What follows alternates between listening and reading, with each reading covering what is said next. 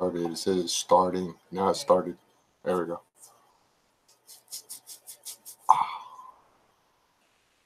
Welcome all, me, myself, and my wife.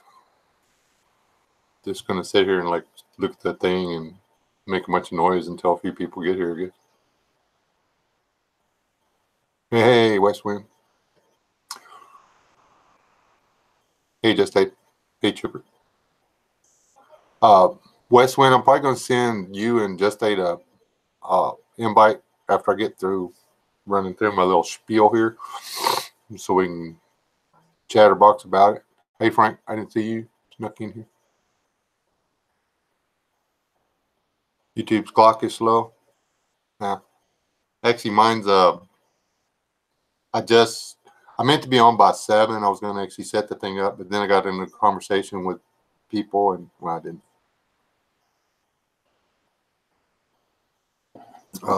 Off topic. I canned sausage. It's possible. Did 8 cans, and oh crap! Does that mean I have to eat another one because there's an odd number now? Dang it! I didn't think about that. I screwed that up. This is like really good. Just FYI. I make really good sausage. I thought canning it was going to ruin it. It didn't.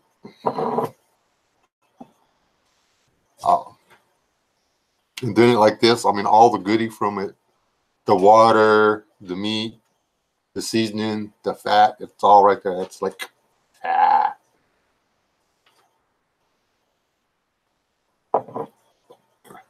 turn into regular Wesley homebody or whatever. I can do just about anything it gets to.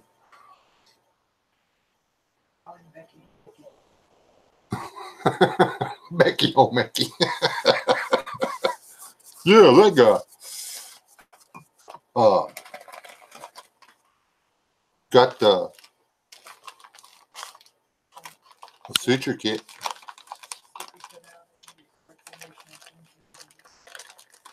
Sippy?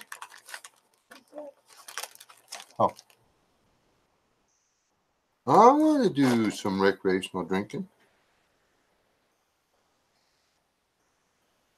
I haven't done that in forever. Well, okay, it's been like a week or something. Actually, I don't think one tall boy counts as recreational drinking. I'm just saying.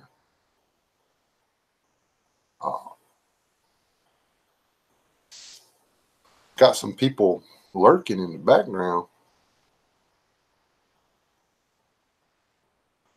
How long it'll be before the other stuff?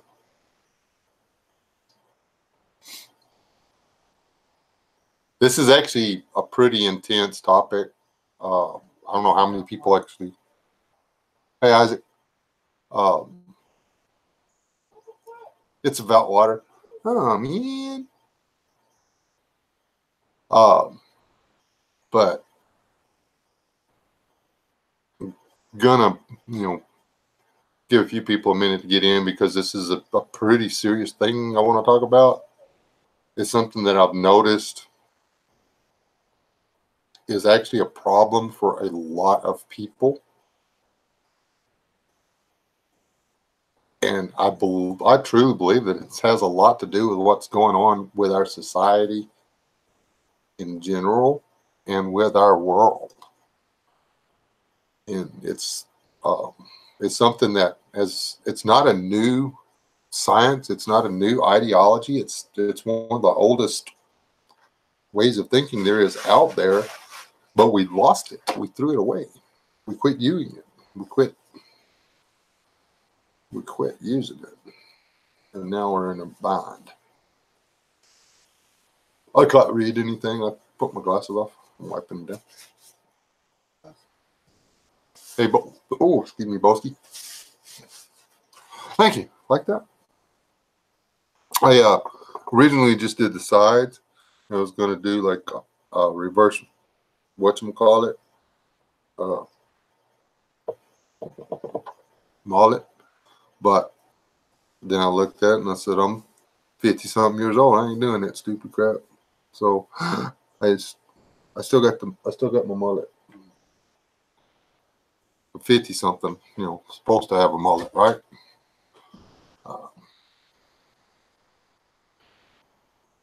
None of y'all will probably ever know why I wear hair in the back of my head. It's just, you have to be there to know that I keep hair on the back of my head.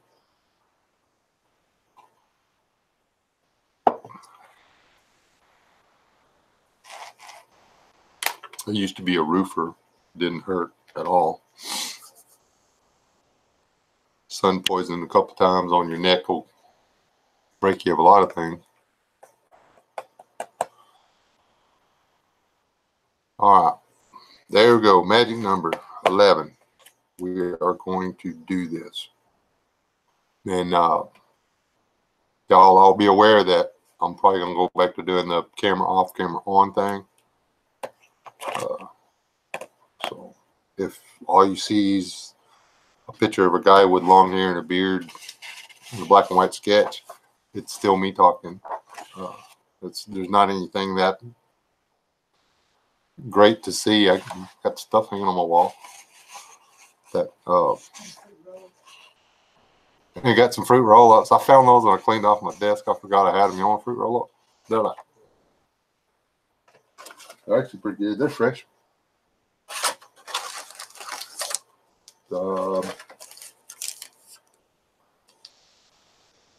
Look for flavor here. Blazing blue green. That doesn't tell me what flavor it is.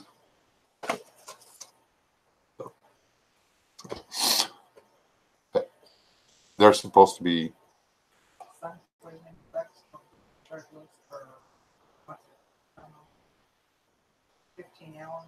Yeah, whatever that's supposed to be. Yeah. It really does suck. Okay. How many of the people in here have actually studied psychology to any degree at all? You know, junior college, anything. You know, what do you call it?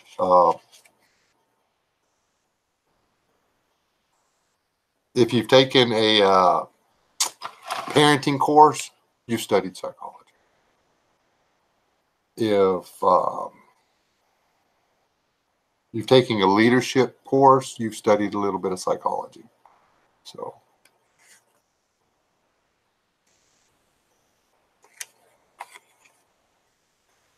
Team Foco.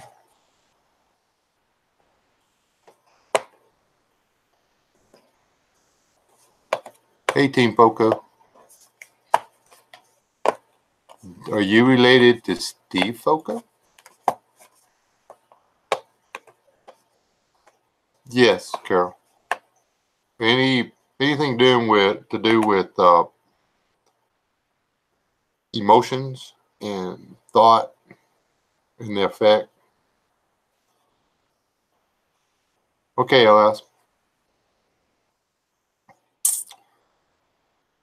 Anyways, rational emotive response is actually a type of therapy that they started teaching in the 80s, which was derived from basic coping tools used throughout modern civilization. And we're talking modern civilization as being the past 400 years. It's using your thought processes to control your emotional responses, as opposed to allowing your emotional responses to run the way you think.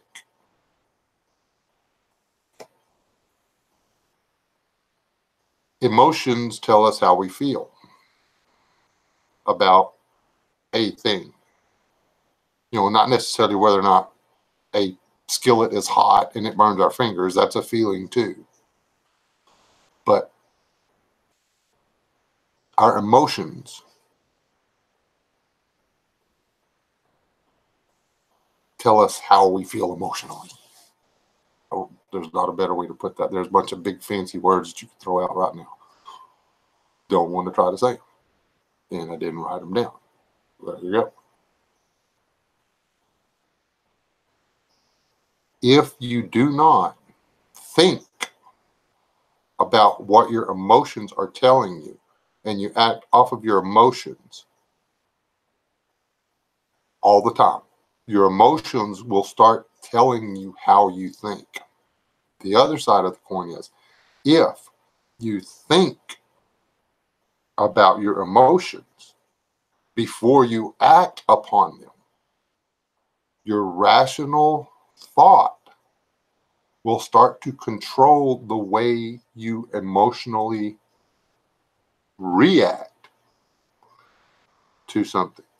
So you are no longer having an emotional response, but rather you are having a thoughtful reaction. Notice the difference? Okay. The thing that got me thinking about this is a question. What if the people that are making movies, writing books, TV shows, yada yada, that kind of stuff, are the things that we enter, YouTube videos, what if they are creating emotional responses that teach us to rely on our emotions rather than critical thought or rational thought? Whether they're doing it on purpose or by accident, because it's nobody pays money to go to the theater to watch an educational video on how to make a beehive. But if you make a movie about escaped Africanized bees storming a town and killing people and, all that stuff, people pay to watch it. If you make a movie about the difficulties one faces with engineering a faster than light drive, or even a nearly the speed of light drive, space travel at those kind of speeds, period, nobody's going to watch it. But if you make a movie about somebody flying a faster than light spaceship and having to dodge asteroids and escape giant worms and moons and stuff like that, people go to watch it. I watched it like 10 times. You see where I'm going? They have to make their money. They want an emotional response from you. People don't go to the bookstore and buy textbooks, not unless they're college or instructor or somebody tells them to. Well, there's a few of us out there that actually buy and read textbooks, but not a lot of us. There are a lot of normal people out there that don't.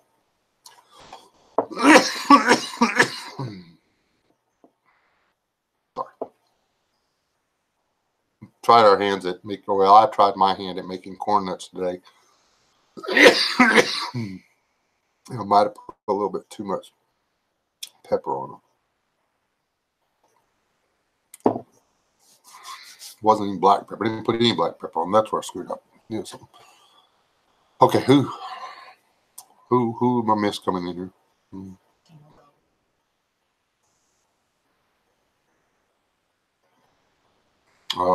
Tina. Hello, Tina. That on one. Okay. And Jeff. There, if you get them right. We're working on it, or I'm working on it. Actually, they taste fine. They didn't turn out exactly like I wanted them to, so we're going to go more with that. Are y'all following what I'm talking about so far? Have I bored y'all to pieces? Okay. I'm going to hold on. I'm going to kill the camera a minute. Everybody calm down. Because I'm going to do a little reading, and I'm going to actually smoke a cigarette. Anyway, let me see. Have I completely lost? Oh, okay.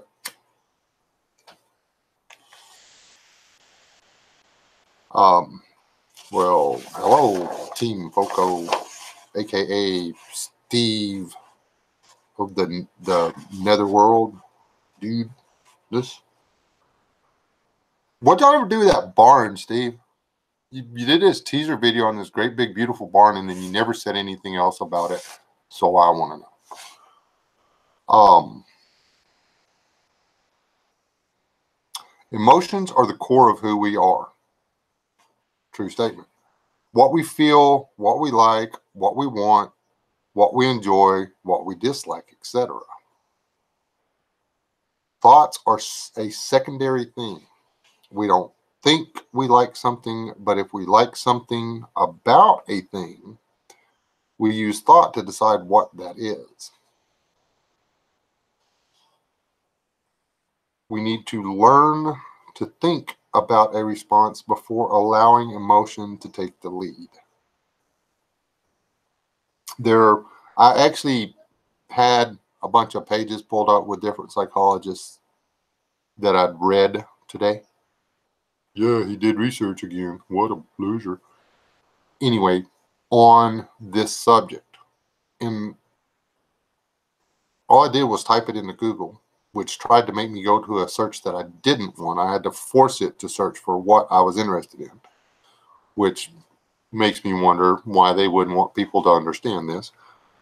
But all of the guys writing the papers and the guys trying to publish their books, almost all of them agree that if you are always giving in to your emotional response without thinking it through, it will actually cause emotional instability in you, in your persona. You will actually teach yourself to be reactive rather than thoughtful. You will, you can actually turn yourself, you can actually build your own phobia. You don't like being in a high place, so you don't go to a high place. And next thing you know, because you keep telling yourself that you don't go to high places because you're afraid of high places and you don't like being up there, the next thing you know, you can't go to a high place because you've taught yourself. You've allowed a slight feeling of unease to control your world to the point where you no longer go out on the third-story balcony to look down at the beach. You just won't do it because you've convinced yourself you're terrified of heights.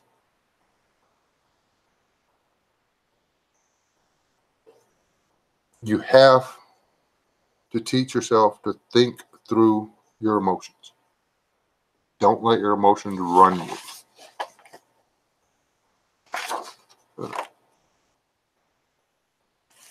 We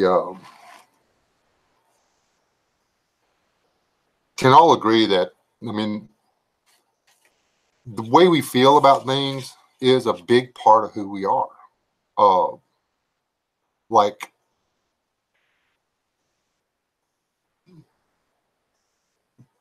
some people like cinnamon, some people don't. When Mrs. S eats something with cinnamon on it, she finds it a pleasing emotional experience. It makes her happy to eat cinnamon. Okay? Me, when I eat cinnamon, I don't find it emotionally pleasing at all. I don't like cinnamon. Cinnamon to me actually makes me unhappy. Why did you put cinnamon in my food? Now I'm hungry, so I have to eat.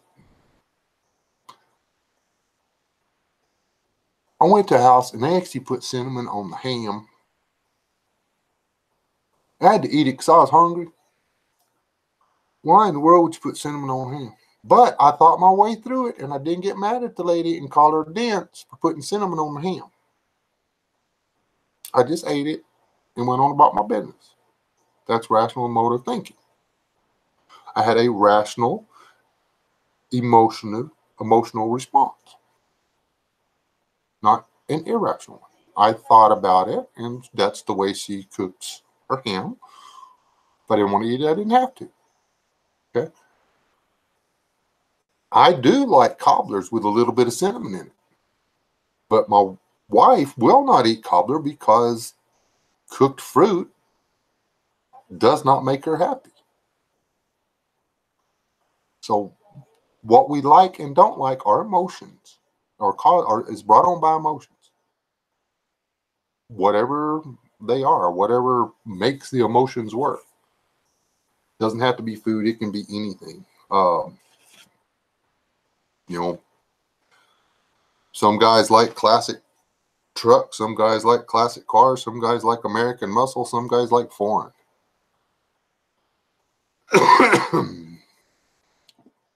We don't, how we feel about things, our emotions about things dictate who we are. But if we just let our emotions run wild, then we wind up in a bind.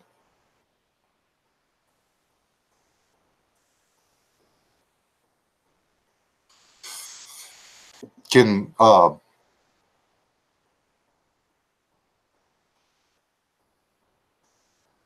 you can sure have way too much cinnamon, like if you put it on food. If can anybody out there list or y'all give me lists of different bad emotional responses?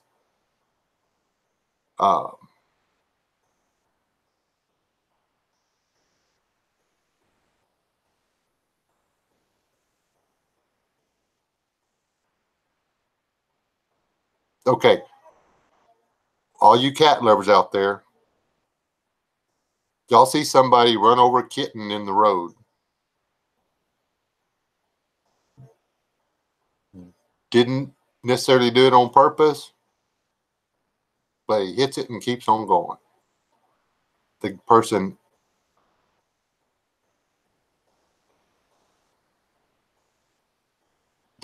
hits the kitten and just keeps on going. What is your emotional response? I mean, don't think about it. What's the first thing that went through your head when you see that guy hit that cat? Be honest. And rage is an emotion.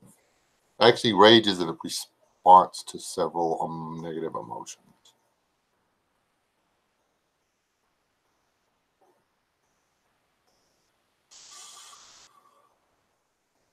Sadness is one of the strongest emotions. Yeah, sadness is a really bad one.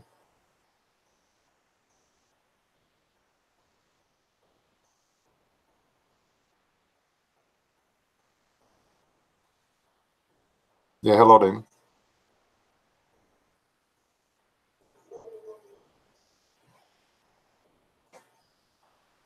First response, need to check the cat. Need to check the cat. That was your first rational thought. What did you feel when you saw the cat die? Or when you saw the cat get run over?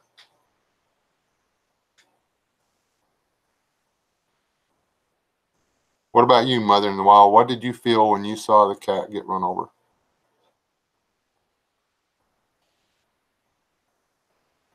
It was a cute little kitten. It was real calico. It was fluffy as all get out. It was cute. You were thinking about stopping and picking it up, and then you saw it get run over. What did you feel? A lot of people would feel anger. Mm-hmm. If it's by my mom's, I would think, oh, good, another one. Another one that's gone. My mom's house. And that's just wrong too. Because that's some little kid's cat. When I see a critter, short of a squirrel or something like that, get run over, like a kitten or something, my emotions run just like this. First, I feel loss. Then I feel sadness. And then I become angry. If I allowed the loss, the sadness, and the anger to take over, I could wound up with rage just like that. But if I stop myself, I can't stop feeling the loss, the sadness, or the anger. But if I stop myself from following through, from allowing those to flood me and break down and cry, over the loss and the sadness, and then allow myself to become pumped up by the anger, bad things could happen. But if I say to myself, the person did not kill the cat on purpose. The cat should not have been in the street. Maybe there was something going on, whatever. If I think my way through it, then I get to the point where I can say, I'll stop and check on the cat. If there's something I can do, I will do something. If there's not, I let it go. Because if a pet gets run over in the highway, is it the driver's fault? Or is it the person who doesn't have the animal restrained? Is it the person that's not keeping the cat in the yard? Is it the person that's not keeping the puppy at home? Is it the owner's fault, or is it the driver's fault? I doubt that there's very many people out there that can say they've never run over something. I mean, we've all had to wash our windshield. I mean, bugs are alive too. I've hit bugs, birds, bunnies. I avoid running over frogs like it was the plague. One of these days that's going to kill me. Lizards, mice, snakes. I knock on wood, I've never got a dog. I did get a cat once. We're not talking about law, Jeff. This is. Yeah, but he was just saying. But it is. I mean, it's the owner is responsible for taking care of their pet. It's not everybody's responsibility to make sure that your cat doesn't get run over.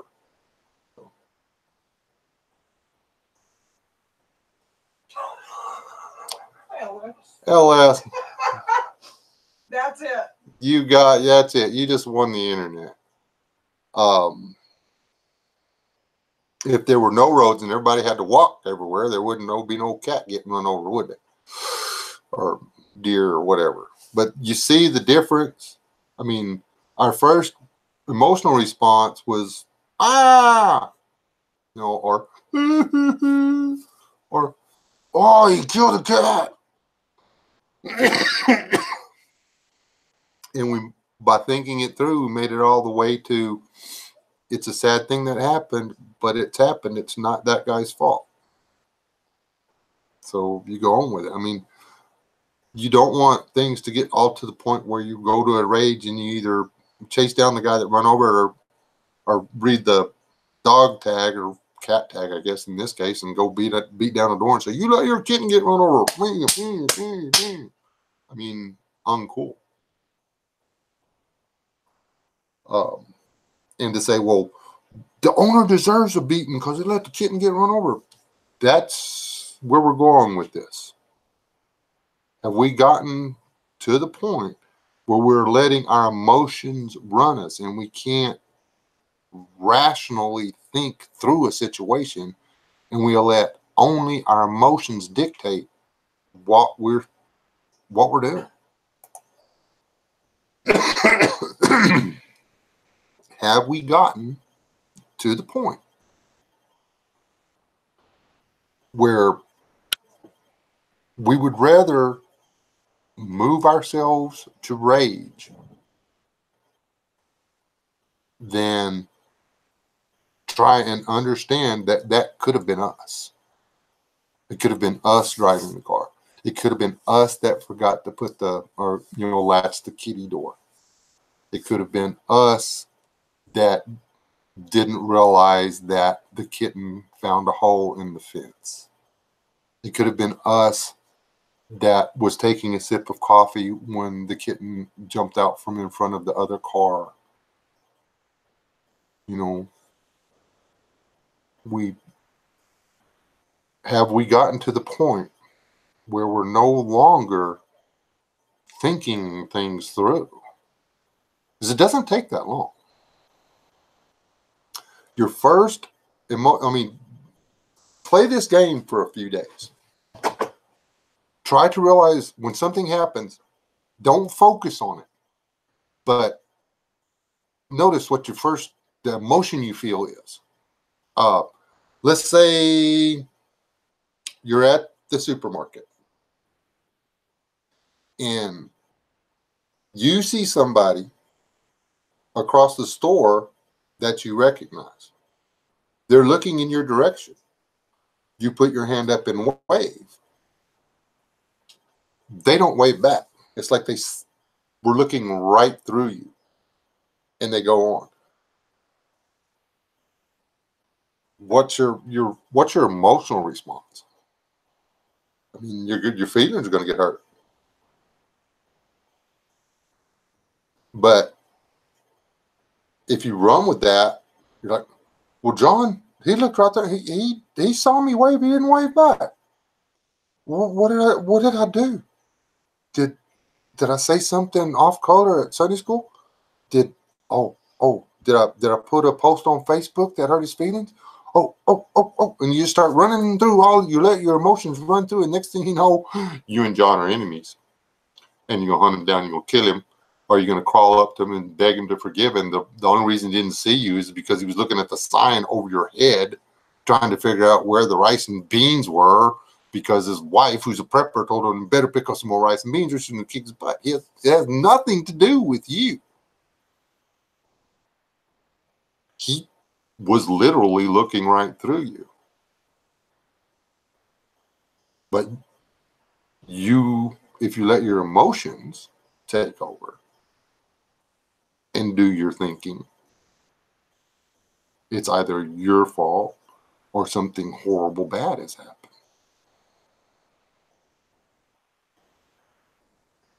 Dude, does that make any sense at all?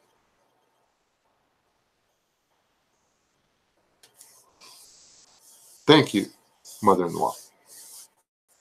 I did it myself. I cut each hair with a little scissors because I wanted them to be all the same. Feels weird when you go out in the wind though. Goes, this is actually the way I prefer the hair on top of my head. It actually makes my forehead look smaller, I think.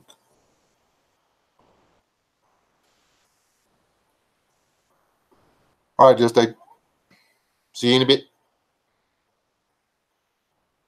Where's Wet? He's still here. Hold on. I can prove it. He's still here. He didn't all run away. Just the part that got tired of his hair or his hat falling off.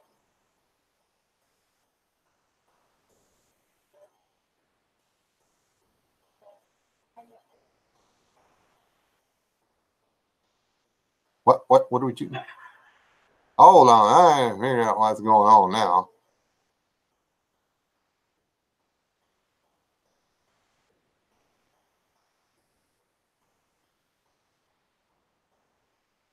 Well, yeah, there's what you said.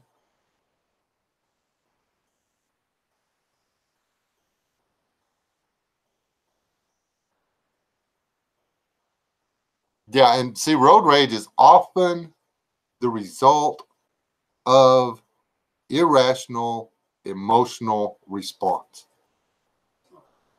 Yeah. But I saw you, I was reading, I think, so I was like, I'm going to go there. Rage is allowing your emotions to run you.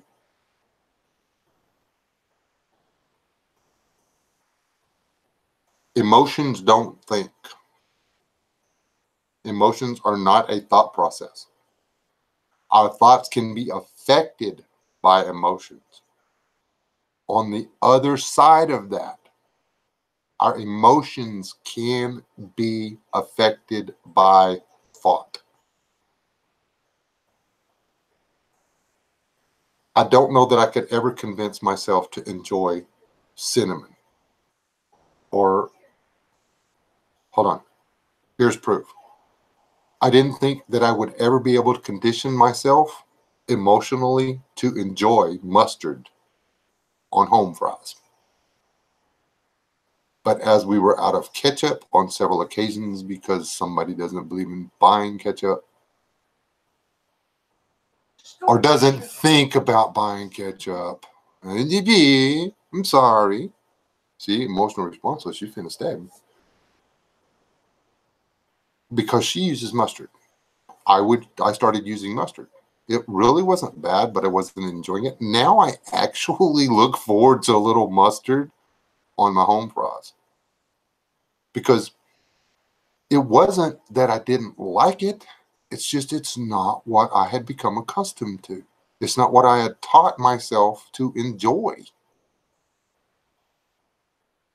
We can teach ourselves what makes us happy, what makes us unhappy. We can teach ourselves what stresses us out, what doesn't stress us out. Is it easy? No.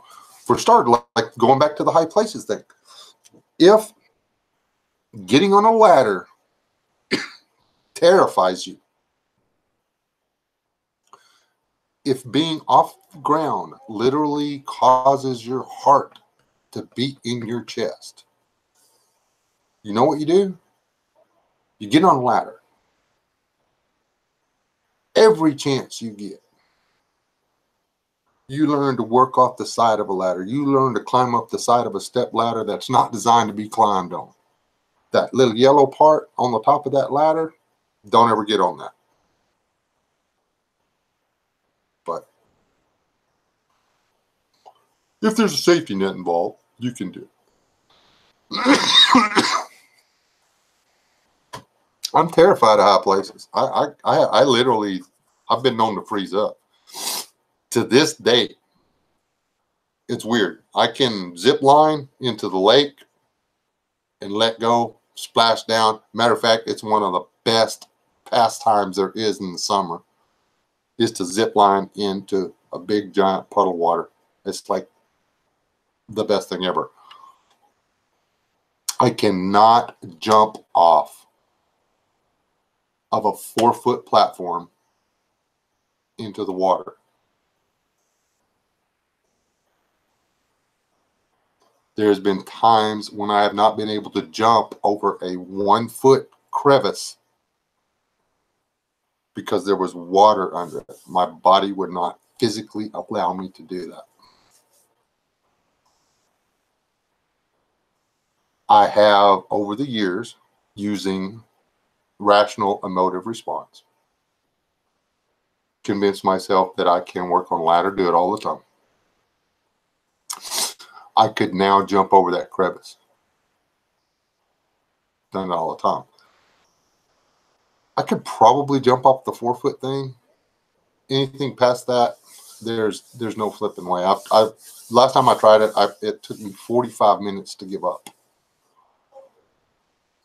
The little girl that kept coming back up was trying to help me, coach me through. And she offered to hold my hand. But it's just, but I'm working on it. I'm not letting my fear of height combined with my phobia of water. And I can swim. It's not like I'm scared of water, but I'm not letting that control me.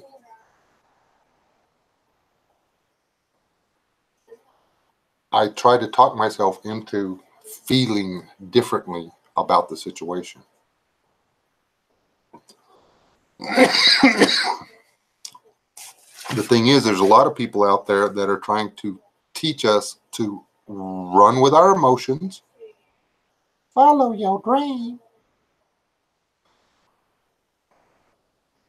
or to actually teach us to respond to emotions the way they want us to respond to emotions. If you doubt that there's anybody out there conditioning us using this process, the reverse of this process,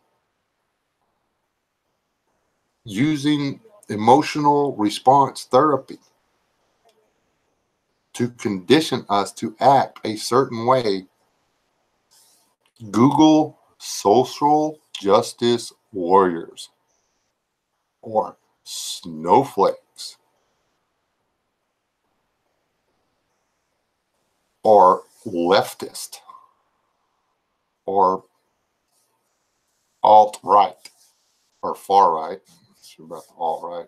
Some of them are twisted.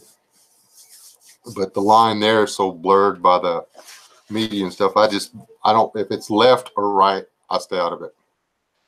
I mean, I'm neither which direction. And what are you talking about?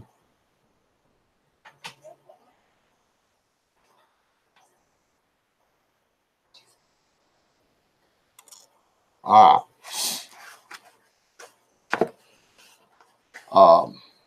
apparently I should read the chat more often. Think your emotions through. You know, people with educations are able to use stuff like this to their own benefit. They're also able to use this stuff to control other people. Okay?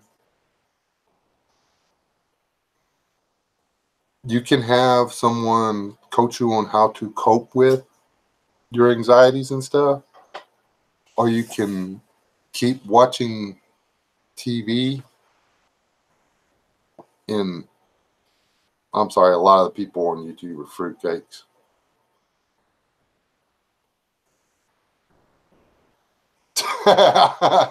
You're funny. Teach you how to keep giving into your emotions or reading them wrong or using them wrong or thinking through them wrongly. We need to use thought to condition our emotional response. We will never be able to control the way we feel about something. You know, the base things. We will never get to the point where we like seeing the kitten get run over. I hope. But we can get to a point where it doesn't make us go into a rage and want to follow the person home. Where we're not, our first response is that, let me get that license plate number so I can go to his house later. Or let me see if that kitten has a chip so I can beat up its owner for letting it get out of the yard. See, we don't have to be those people. We can be the people that go, ooh, poor kitten. Yeah, you know what? I'm gonna go ahead and stop and get the cat out of the road. You have to see if I can get a hold of the owner and see if they want to do something or whatever. What's that? Hey, Fuzzy One, Kentucky, and Lily.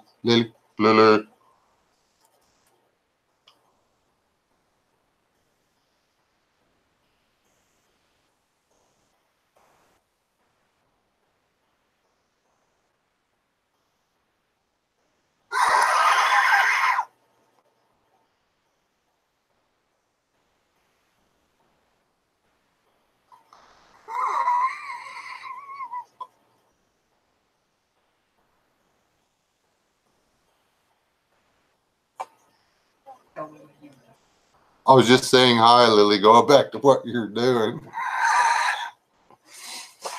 Don't forget to wash your hands.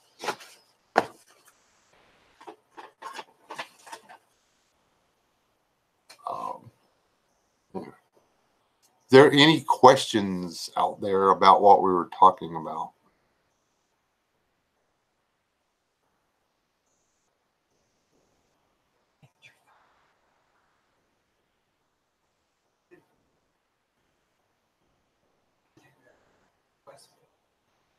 Oh, I earlier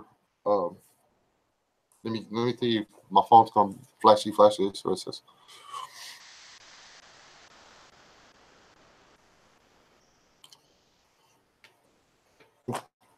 Well, it's not so much not to let your emotions control you, but if you are deliberate, you can learn to control your emotions.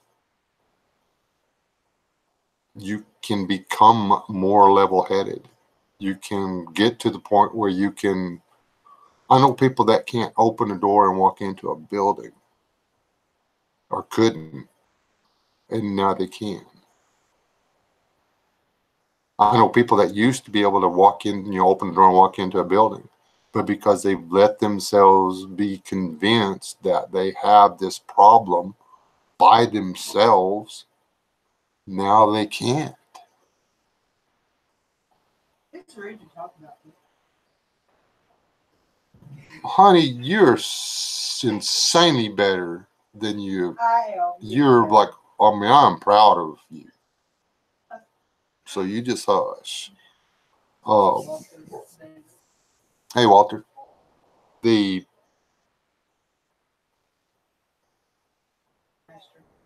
Rooster. The thing is, there's no reason to feed a phobia, and anything can become up. I mean, you can convince yourself that the end of the world is tomorrow. You can allow your emotional responses to jump into the reading of every news article you see and turn it to the worst possible scenario. Been guilty. You can watch some fruity pie on social media explain to you why this, and this is all happening, but there's no actual evidence to it. But and you can allow your emotional response to convince you that they're telling the truth, even though there's absolutely zero evidence. Emotions are very unreliable. Yes. Emotions are terribly unreliable because emotions aren't dictated by a situation. Your emotional response is dictated, your emotions are dictated by you. The way people are raised. Some places it's actually funny when a kitten gets run over. There are a lot of cultures out there that are way older than ours that don't understand why we have a problem eating dog.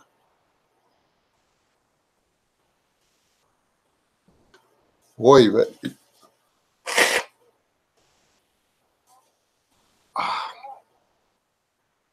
hopefully I won't start sneezing on y'all. If y'all want to check out my wall real quick, I'm going to run and get some coffee and some cough medicine because I can feel it. I'm going to start coughing like crazy.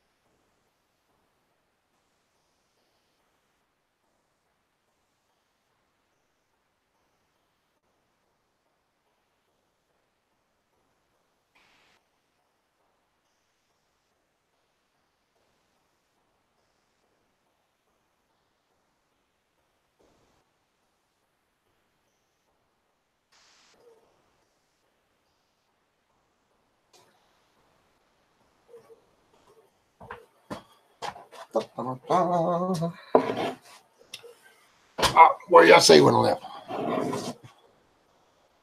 Yep.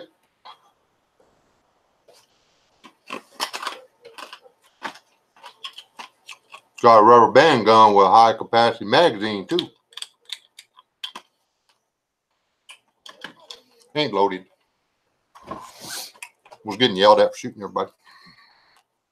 Look, homie coordinates. You see? Oh. Kind of crunchy. This is my first time. Cut me some slack.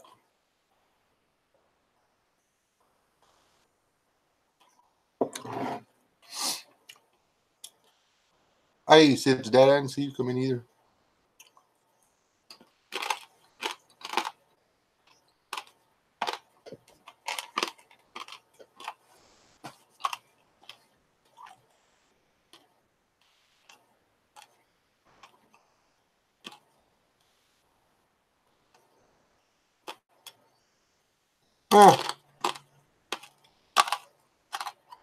Again, there's some cultures that still cling to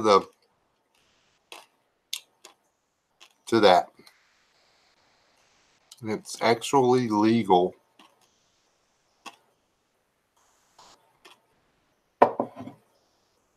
Wish Schmolo was in here. He actually knows this stuff, and it's actually people donate their body to that. That's disgusting.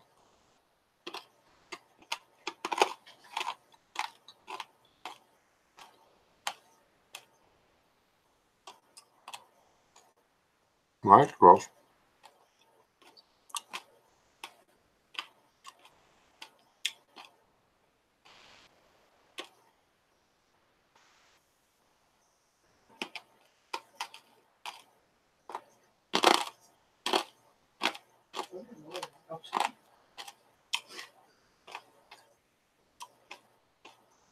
Well, I was fixing to invite West Wind and Just Day, waiting for Just Day to get off of whatever. But yeah, I'll let y'all come in here. You gotta try to sort of a little bit talk about if anybody still wants to talk about the topic, which I think is really important, and really what I think it's like something we really need to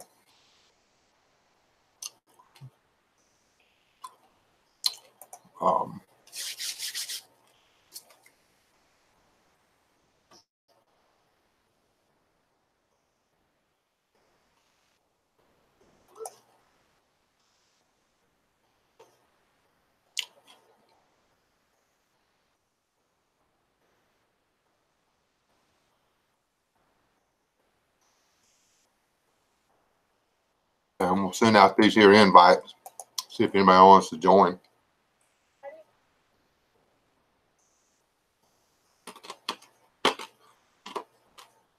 Were you cooking stuff with cinnamon in it, LS?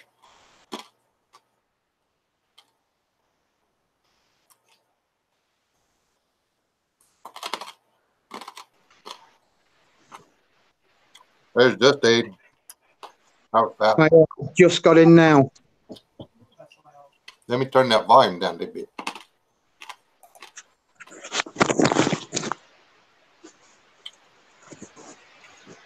Can't tell if that's picking you up. Didn't echo across. Yeah, I just got in the house now. You want me to turn this off so you can just, well, then I can't hear him. I'm going to turn it down a lot. There's Wayne. And we've got Death Day. Hello.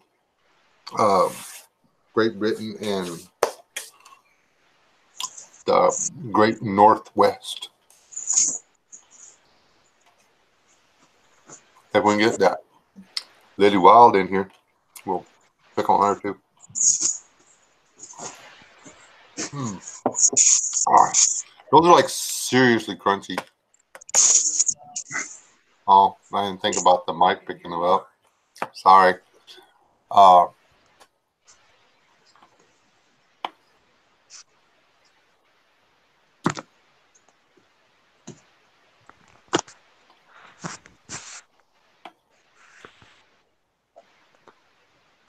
Hey, Grouchy. Hey, Uncle Al. I didn't see you sneak in either. Anyway, Just Aid, what do you think about, what do you call it? Emotional responses. You probably deal with emotional responses a lot in your line of work, honestly. Right, and well, I'm sure you believe it's over the most stupidest things sometimes. Let me kill my camera so for the width. Come on, give me my stuff. If it doesn't have to broadcast video, it doesn't slow it down as bad. Yeah, I got a little bit of a haircut, but alcohol does cause you to drop your rational thinking. That's for sure. Yeah, it just goes out the window.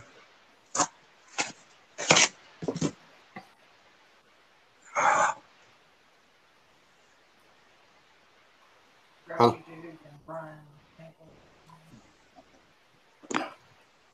Abel, like he. That's I always was explaining that before. Grouchy dude. Oh, let me please introduce the new people. The exclamation point is Just Aid. He has his little channel. He's from Great Britain. He's a pretty cool dude. He wears body armor at work. That scares me. And then the guy holding the rocket grenade is West Wind Survival. He has a YouTube channel, and that's actually just a water pump, but it looks just like a rocket-powered grenade launcher thingy. So I give him a rash of stuff. Anyway, y'all say hello.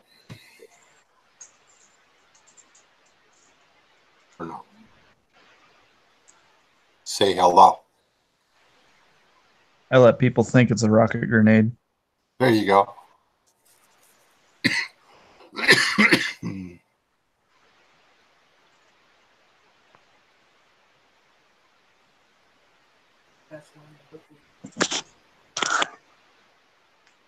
What?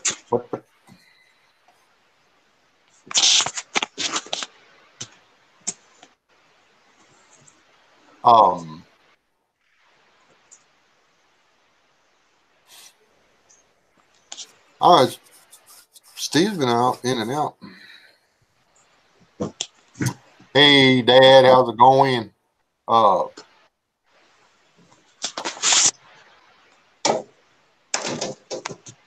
He was in here earlier. He's got a Team Foco instead of Steve Foco. It's Team Foco.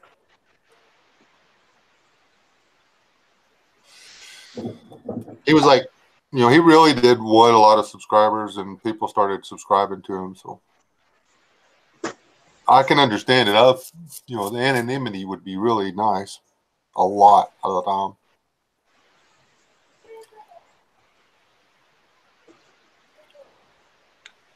You mean he's not the bouncer on Jerry Springer? No, that's not him. Hey?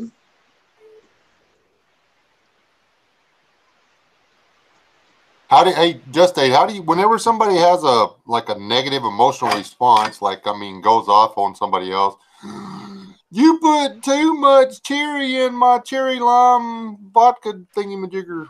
How do y'all deal with it? Throw them out. Well, come on, more detail than that. I mean, you don't just throw them out right away just because somebody's like, hey, you got my drink wrong. I mean, you would like to throw them out because then you can just sit in there and not have to deal with them, but wait a minute. I would probably throw them out too. The drinks wrong, the people behind the bar will sort it out.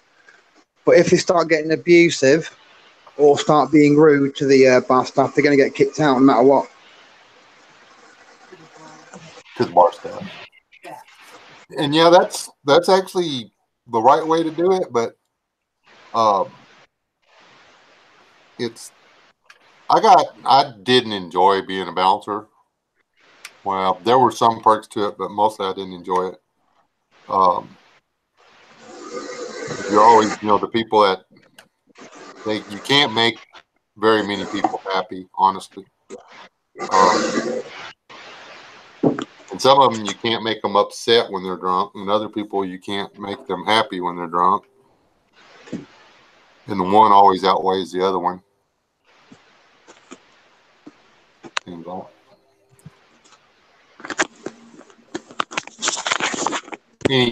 Cool. Okay, let's just switch over. Let's talk about something more cooler. Let's talk about prepping stuff. You got a live stream coming up, don't you, Just Aid? That you're getting ready for? I mean, you don't have to spoil it or anything. Just hang on. Yeah, we're on. Yeah, I just got to put my mic on. That's all. Yeah, I'm gonna. Just got to do a bit more research. Want to get my facts right, and then I'll be doing my live stream maybe a week.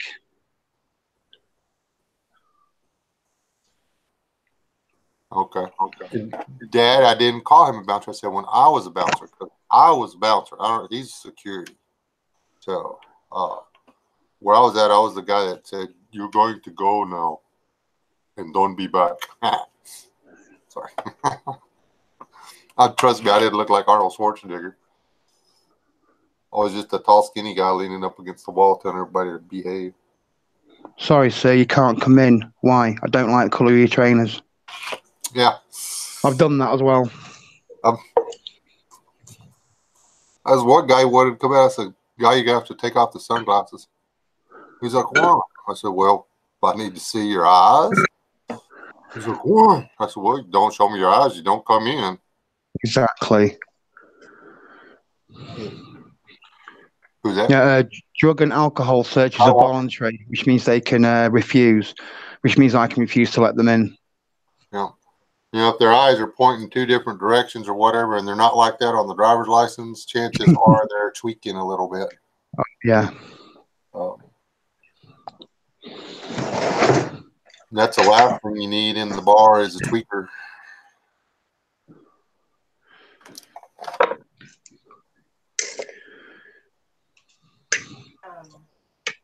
Damon said, I'm looking at more survival prepper channels to watch. Is Just Aid's channel along those lines? If so, what's the channel called? The only British channel I'm sub to is TA Outdoors. Yeah, you're like a prepper survivalist. He does more he doesn't have like a lot of content, but the content he has on there is good. And the channels he follows is probably a good place to look for other channels to follow. Yeah, look down my subscriptions list, and I think they're good channels to watch. I've only got about 30 subscriptions anyway. But I mean, yeah, it wouldn't hurt you to go there and subscribe and click his bell. Both these guys do a lot of good content, actually. When Just Aid puts up content, there's nothing wrong with it. Yeah, I'm learning, aren't I? So when I learn more, I'll put more content up. And I'm subscribed to TA Outdoors, but and I've been getting notifications. Just I haven't had the time. I've been keeping myself so busy. I haven't got to watch a lot of videos lately.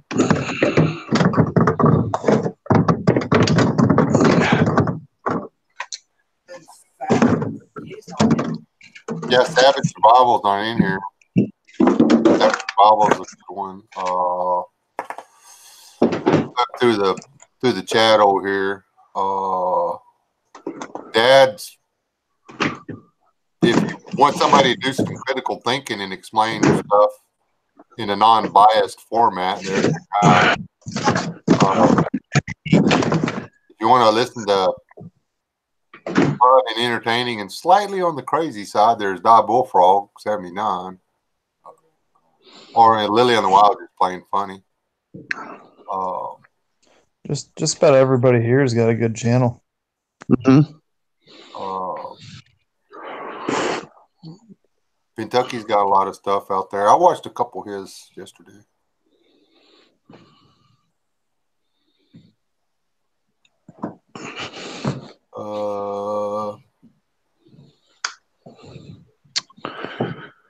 Yeah, and I'm not seeing anybody that doesn't have any really interesting stuff up there.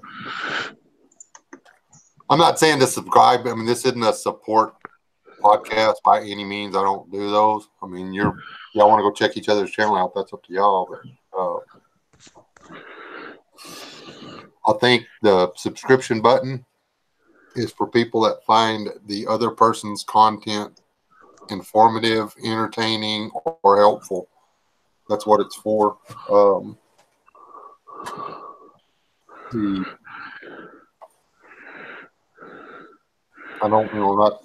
not disrespecting anybody that does the support stuff or whatever, or the sub for sub.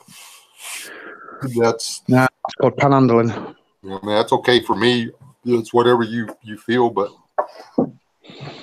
as you know, that's not my what's the right that's not my cup of tea. Is that the right way to put it?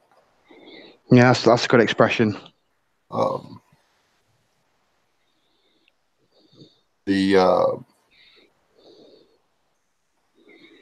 I'm actually this rational emotional response thing or whatever is something that I apply to myself every day. I try to, and I still fall. I used to have a really bad temper. Well, used to. I have anger issues. So, in being a minister, that's not the best thing in the world. And as a matter of fact, biblically speaking, it's something that I am commanded by God to fix. So I work on it daily. Just the way you got to be.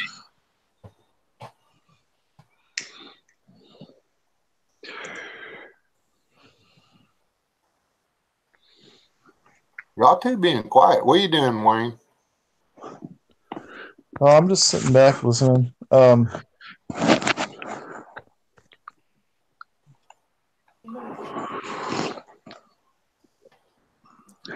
Why was rage your response? I mean, is that something you deal with? And you don't have to answer if you know an optic or anything, but on occasion. And I think we all, honestly, if we were all honest about it, we all have to deal with rage on sometimes. I mean, I know I do.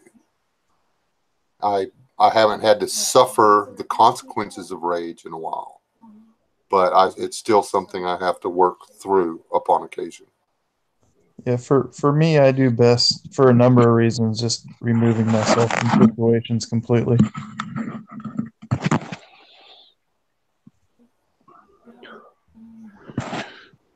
Hey, Sasquatch. Thank you, Billy Bob. Yeah, Hey, Stepful Survival is a good channel to go to. Pastor Joe, if he'd start putting stuff up.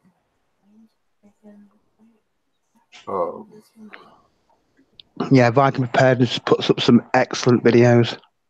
And even if it doesn't have to be new, you can go back, start 2 years ago, and just start watching, and you're still going to get all the good stuff. Yeah. It doesn't have to be brand new today type whatever. Yeah, I watch a lot of the old stuff. I watched your first video. I've watched BA's first videos, and I've watched Pastor Joe Fox's first videos as well. I'm trying to figure out how to get Turtle's Bad Day put on the front of my videos again, because I really think that deserves more watches. I love that video. I watch it sometimes just so I can laugh at it. I think it's the funniest thing I've ever done in my life. I don't watch my own videos. I'm narcissistic, man. I watch my own videos. Oh, I can't do it. I'll watch that down. I'll have to have a look. I'm gonna plug it again. Oh, you know what? I could put it on Patreon. Turtle's Bad Day is one of the first videos I did for YouTube, and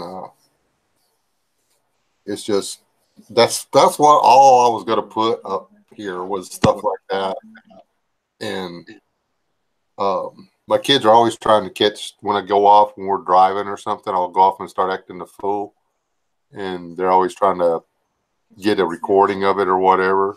And yeah, apparently there's good stuff if you follow my little girl on Snapchat. So, anyways, that's what I was going to start doing on my YouTube. I'm I've tried the stand-up comedian thing, but it's not something I can do on demand. There has to be something that sets me off, and then apparently I can just go off and start making fun of it, and that's the way it works. Really big pig potatoes. What? Speak. The pig balls. Oh, yeah. Sasquatch and Billy Bob. Hello, Billy Bob and Sasquatch. I think I already said that. Oh, okay. Bye. She was talking to me, sorry. Sorry, I was distracted. There have been rage issues flowing about again on the interwebs. No, just we're talking about rational emotive response therapy, or well, I was early in the deal. I strongly suggest that you go back and watch the first part of this. For all y'all coming in late, go back and watch the first 30 minutes of the live stream over, because I was actually trying to be relatively intelligent for this one, because this is something that's important. And I may do a couple of videos on this and put them on my channel, my regular channel, because I think that the rational emotive response stuff is super important. If you can get a handle on this, you can learn to think through anything. No longer will you allow CNN or Fox News or MSN or any of the people to convince you to go off half-cocked and do something. Whenever you're going off half-cocked, that means that that's a reference to doing something based on your emotions, as opposed to doing it based on thinking a situation through. And you don't have to take 10, 15, 20 minutes to think something through. The human brain thinks a lot faster than we give it credit for. You can, in milliseconds, you have the emotional response. If you will just take a few more milliseconds, a few tiny moments to think about the emotion that hit you, then you can check that emotion and probably turn the entire situation around that is about to cause emotional distress for more than just you. A bad emotional response can cause financial trouble. It can cause legal trouble. It can cause health issues. The list can go on and on of how a bad emotional response can affect you immediately. Really causes high blood pressure. And yeah, teaching yourself to be stressed out over things that you don't need to be stressed out. You got high blood pressure for nothing.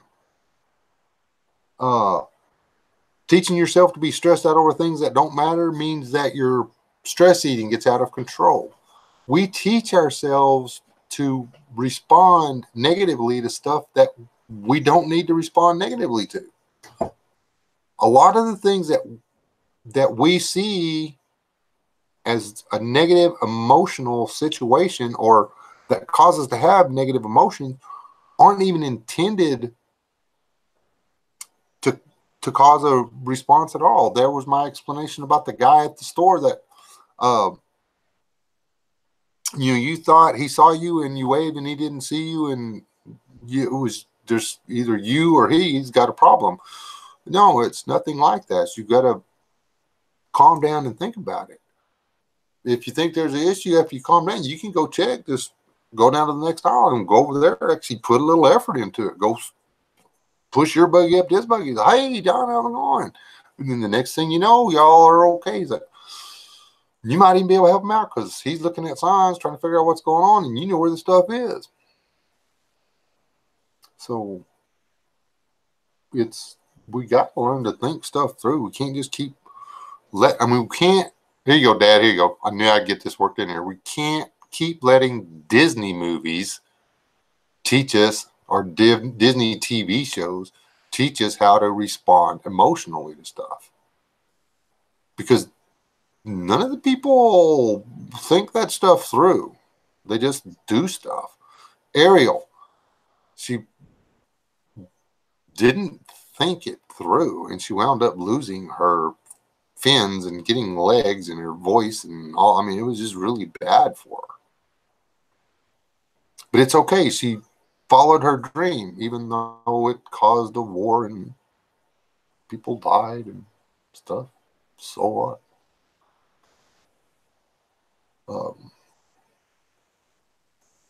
You know, Disney wants to think that everything worked out. No, there was lots of bad stuff because of a bad emotional response. Not necessarily a bad I mean, thinking you would have fun with something is not a bad is not a bad emotion. But seeing something that you think is going to be fun and going and doing it, snowboarding.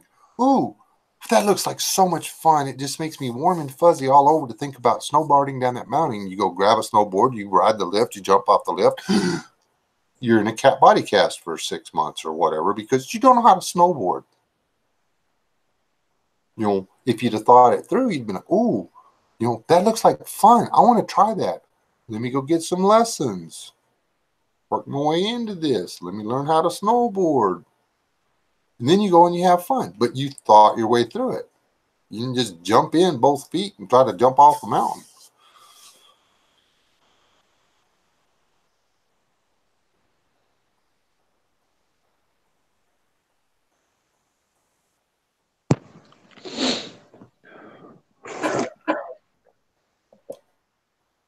Are you serious, Sasquatch? They're putting out a Logan's Run remake by Disney? Oh, you're kidding. It's not right.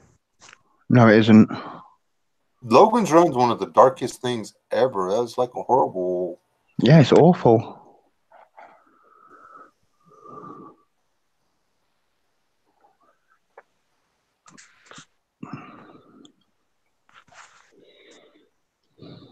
What's Gretchy? I tried kidding with the Hey, Inspired John. Hey, John.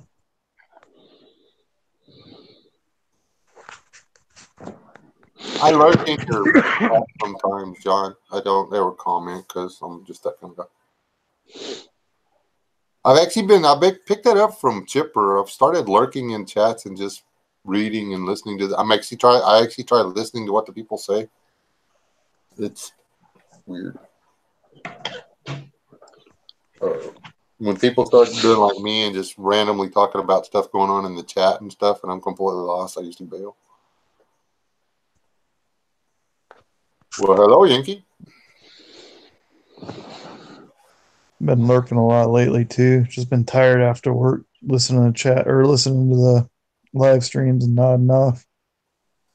I don't know how much longer I'll be able to stay on here. I took that because the Dayquil, it's harsh, man. It burns, but the NyQuil doesn't. So that's what I took cough medicine a while ago. Good night, Uncle Al. Get something to eat. See you, Al. Hey, take care of yourself, Double Frog or Uncle Al. For real, the reals.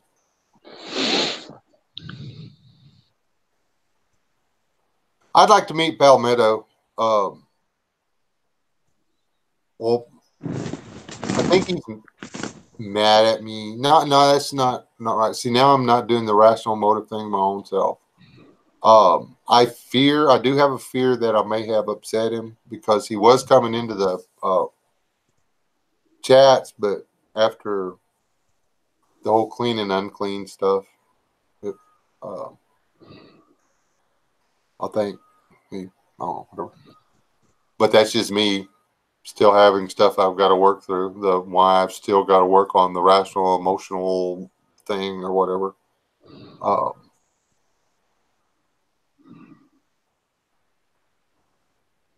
Just part of it. Well, even nursery rhymes weren't good. Yeah, nursery rhymes, the original ones are tore up. Goosey gander. Where do you wander? Upstairs, downstairs, whatever. You took a man by his leg and threw him down the stairs. I mean, come on. Yeah, nursery rhymes were originally intended to scare kids into thinking things through. But we're no longer allowed to scare kids into thinking things through. We've got to nurture them emotionally. I'm sorry, but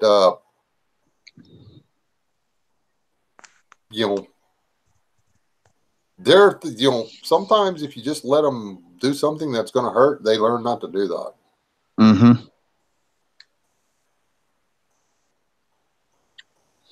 Yeah, ring around the posy is about in the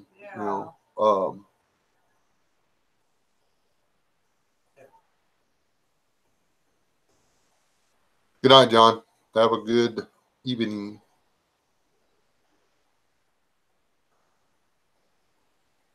was gonna say, LS. I think that one was about the plague or something. Yeah. Yeah. The ring around the posy is about the plague. The little was it the cupboard being bare and whatever. Old lady in the shoe.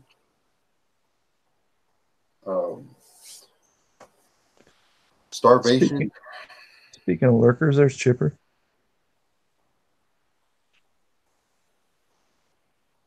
All the lurkers get a trophy, huh?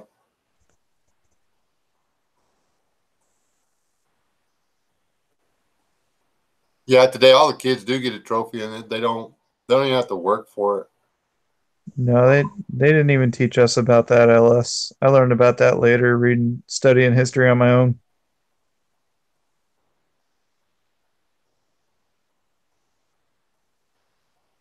Why would you want a Barbie as a slave? I mean, it's just a little plastic doll.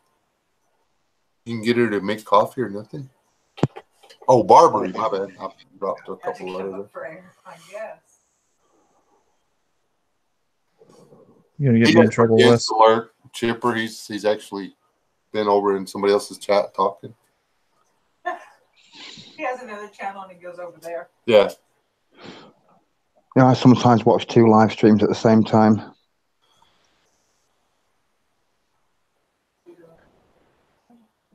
That's professional. That's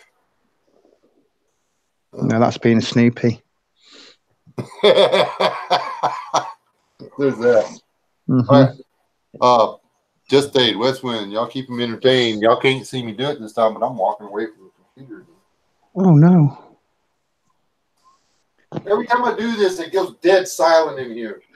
Yeah, most people don't realize that the Barbary slave trade and the Arab slave trades were way worse than the American slave trade, and that there are also a lot of white slaves, indentured servants in America before the blacks were even brought over. Yeah, the guineas, the Irish guineas. Yeah, they were put a lot of those were put into servitude because they couldn't afford the guinea, so they borrowed the guinea off some guy in Ireland, and then his friend in America would meet you, and then you'd owe them 5 guineas. You have to work it off, and that's why I think that was a potato famine. That. Yeah, the first legal slave owner in the States was actually a black guy that was importing them and bringing them in, and he actually had to go fight and petition Congress. Wow. I was reading about that a couple months ago. Oh, yeah.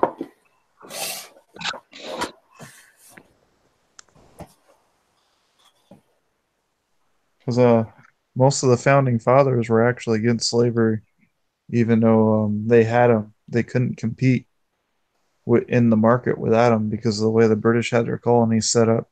Like slavery was illegal in Britain, but they used it in all their colonies.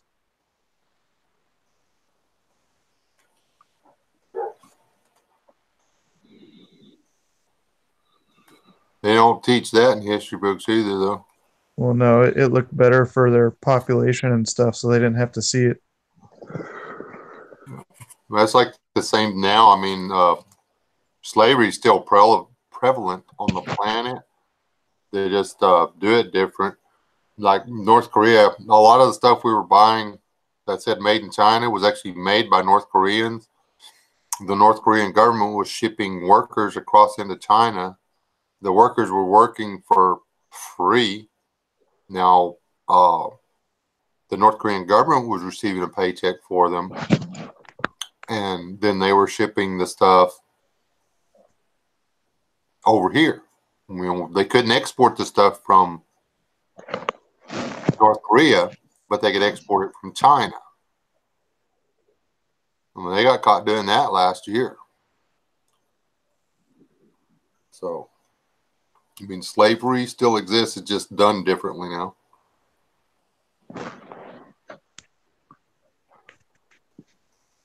You're right. There wasn't George Washington. There was a period where we had anarchy till about, God, 1790, I think. We pretty much had anarchy.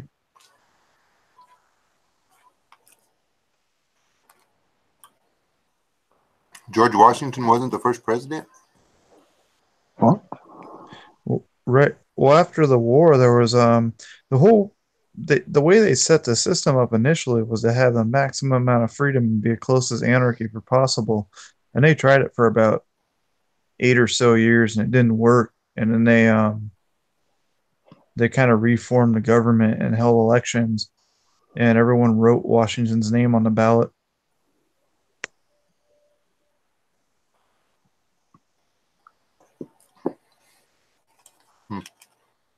I don't know.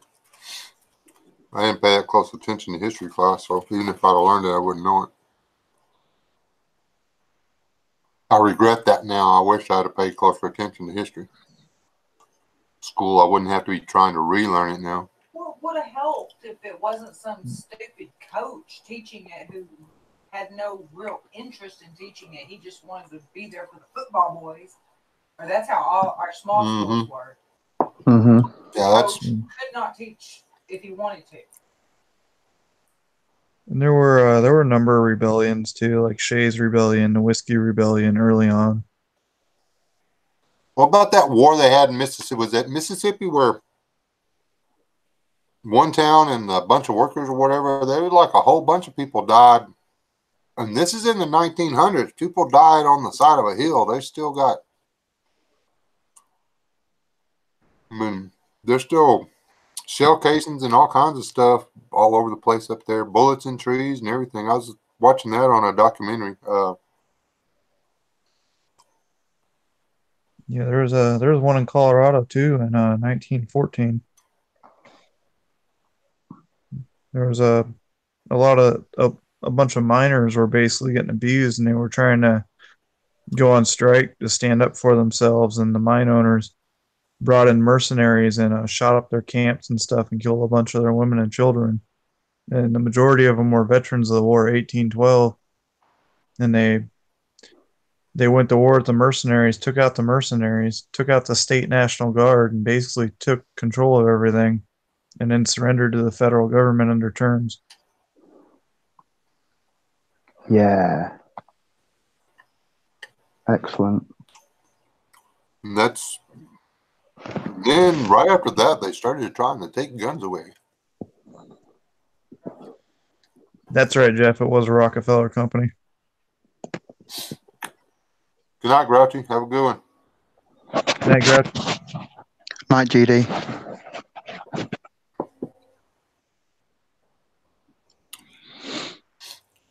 I went and found something that was quieter to eat in case y'all wonder why I'm not talking much. It's sad when you decide to sneak a piece of banana nut bread and you're disappointed in it. Oh, is it not good? It's hardly any bananas at all. It's very dry. Just enough to hold the nuts together. Barely, yeah. Oh, man. I've never bought anything from that store. They bought them at work. Oh, Better be careful. Eastwood's about to experience some anger. The popcorn popper over there by the Cricket store. oh, I had never been in there either. I figure it's overpriced. I can tell you that she bought a pie, a chocolate pie. It was about that big around. I didn't need any because it's disgusting because it's chocolate pie, but it was like that big around. And had that much meringue on the top. You probably would have liked it. I would have ate the whole damn But I pie. didn't taste it. I married a woman that doesn't like pies. Guess I wonder. All right, I lemon. do. I like frozen lemon pies, and I like pecan pies. Yep, but no coconut pie, no apple pie, no cherry pie, Oh yes. no pumpkin pie, no sweet potato. Oh, that sweet potato pie is so good. Chocolate. Hmm. Yeah, no chocolate. Nothing. That's why I'm so skinny. That's why I'm starving to death. Yeah, whatever. Oh, you know what? I'm Ooh. curious. Yeah. How's the second Brexit going over there? To be honest, I'm absolutely past caring. I haven't kept up with it for about 3 or 4 weeks now. It's just a Yeah. farce, mate. It's just an absolute farce. Oh, I get the feeling they'll just keep doing it over and over again if they vote for it. Yeah, they'll just keep doing it until the public have had enough and forget about it. Because remember, the government don't want to do this. The Conservative government don't want to leave Europe, so they're just going to try and make it as complicated and as difficult as possible until we've had enough, and then we'll just forget about it and carry on. Yeah. That's what happens normally, isn't it? It's instead of Brexit, it's Brexit. Yeah, it's Brexit, not. Yeah. I guess it's better than what they did to the guys up in, what was it, Italy?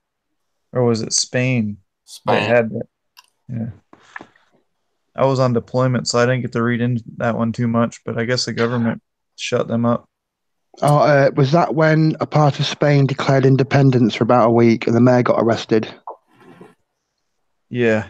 Yeah, yeah. They're, So cool. That they've was that. always been an independent nation within the nation.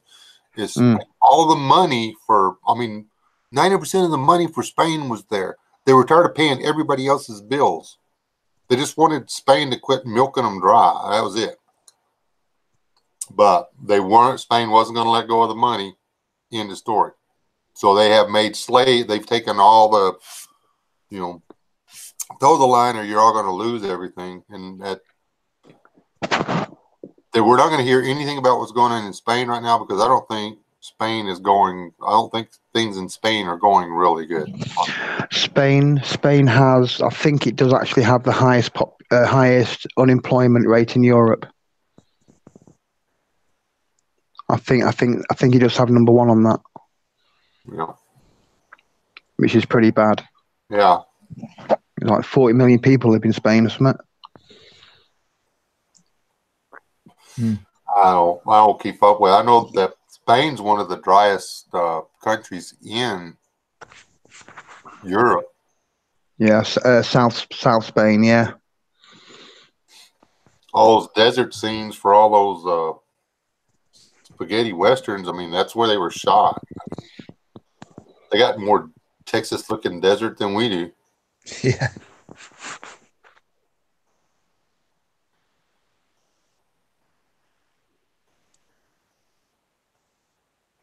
Oh, the Greece thing? I was there a couple of years ago, and people are struggling there. None of them are really working full time. Everyone's hustling, working 4 or 5 different jobs, working at a store here, doing a tour guide here, doing this thing here, renting their house out to tourists. And everyone I talked to and met there for the most part was hustling, working a ton of different jobs. Mm. Yeah, first Greece was okay, but Greece 2 kind of sucked. I didn't like that one at all. Yeah, Greece 2 was crap. That was a crap movie, yeah. Mm-hmm. But I was also down in Hanya. I wasn't on the mainland. So. Yeah, I think the only place making money in Greece is Cabos, and that's it probably. I had fun when I was down there. Got to hike the Cimmerian Gorge, sail the Aegean. Do all the classic Greek stuff. What about Italy? Does Italy do anything besides just hang out like a booth? Do they have any industry or anything? They got the clothes. Vatican. You've got massive clothing industry. Oh, that's true. Based in Milan, mostly. fashion, clothing, and wine. Mm. which they design there and then are probably all like made in, they make them in China and then sew the sticker for where they were made somewhere else and then sell them to people for $300 or whatever. Where do they make a Ferrari at? Isn't that Italian? That's Italian, yeah. Yeah. I want one of those. That's something else. I mean, I like sports cars, and the missus wants four-wheel drive. So I have to settle for four-wheel drive, which I like four-wheel drive too. So. Well, if you bought yourself an LSV, you'd have both.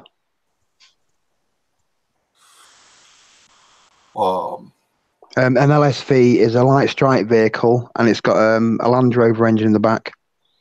There we go. And it's you can get 2- or 3-seater versions. The American make a 3-seater version. It's got a massive engine in the back, 2 at the front, and then there's a gun mount on top. The British version's got 2 seats. It's very low. It's like an MG, but it's 4-wheel drive. It's really light, and it's got, like I say, a full Land Rover engine in the back, so it can shift. That's crazy. Sounds pretty cool. Mm-hmm. I would like to go to the UK. I'd like to go to I'm not so sure about Israel. I don't know if I could emotionally take Israel. Even, if they were at peace and everything, and I went over there and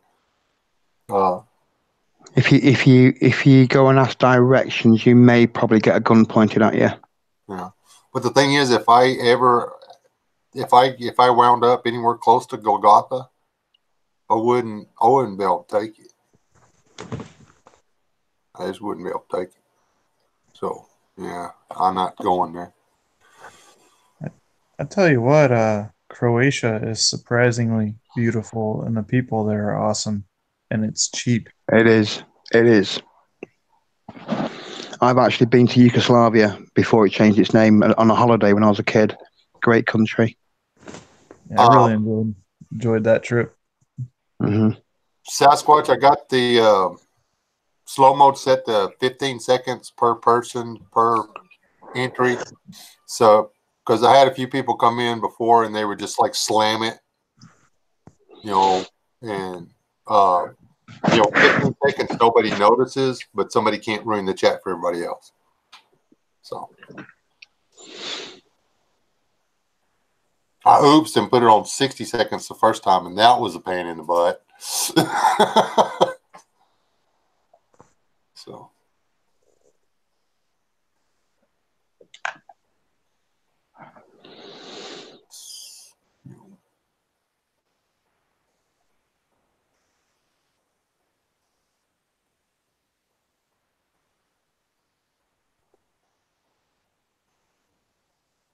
Yeah, but anyway. Anybody get anything cool in the mail past few days? Or order any cool trinkets or whatever? I gotta check my mailbox tonight. I was hoping my book would be on my porch when I got home from work. The missus keeps ordering prepper stuff. I've created a monster. I ordered a Poetic Edda, and it was supposed to be here today. Probably get it tomorrow. I don't know how many of y'all have gone over to Patreon and looked at my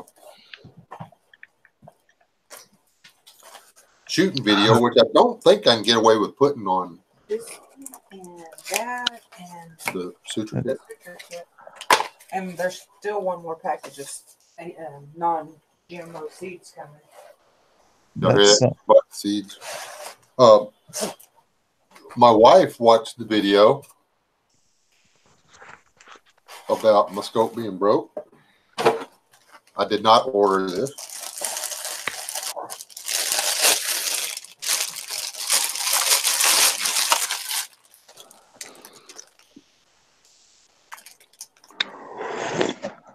got new optics for my scope or for my rifle. It's the same one I had on there, except it's stained. So, and the crosshairs don't go wink, wink, wink, wink. So that's all good. Because crosshairs aren't supposed to do that. I Googled it. So, ta-da. It's not really milk call. It's from, I got this from my wife.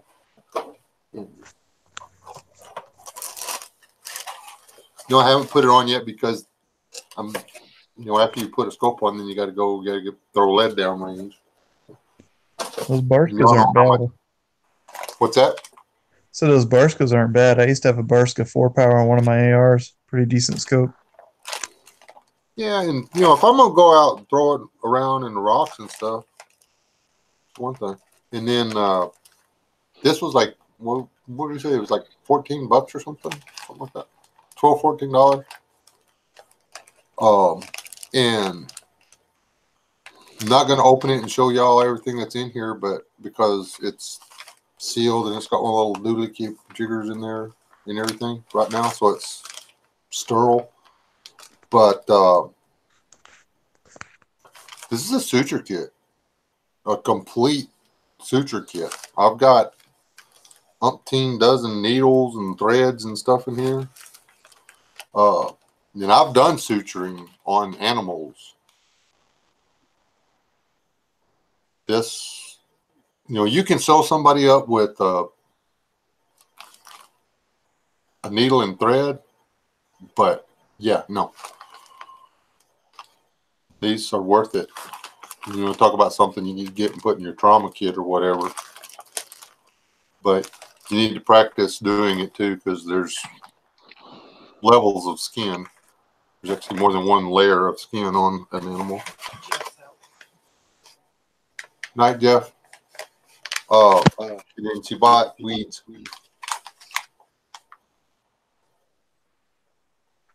Duct tape's not a suture? Duct tape is not a suture. That suture kit and the 2 different food packages that I ordered, I went through the link on BA's YouTube thing and ordered it through his storefront, so he gets probably half a cent. Yeah. Anyway, that's where I ordered those from, his suggested stuff. Oh, that's right. She said she ordered the suture kit and the seeds through SOS's little Amazon link store thingy. Oh, I forgot about that. So the price is the same as going straight through Amazon, but they because you order it through him, he gets a little bit. So, I don't have one, so don't worry about looking for mine. I don't see why. I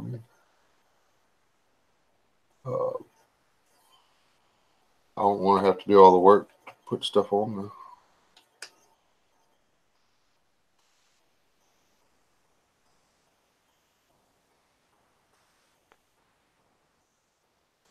But yeah, the suture kit and the sterile band-aids and stuff like that. Like these sutures and stuff, if I keep them sealed up and everything, they'll stay good for forever, for a really long time.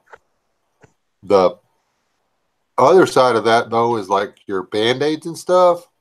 They don't last forever. Eventually the package will deteriorate and they won't be sterile.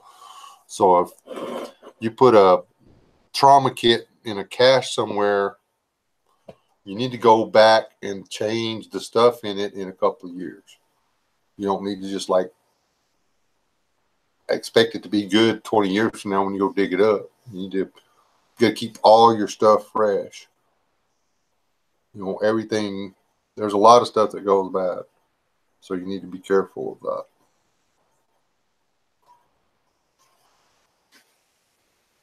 That stainless steel lasts a long time.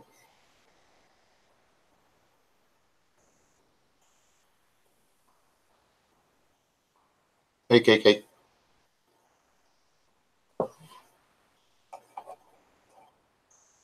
What am I missing over here in the chat? Anything good?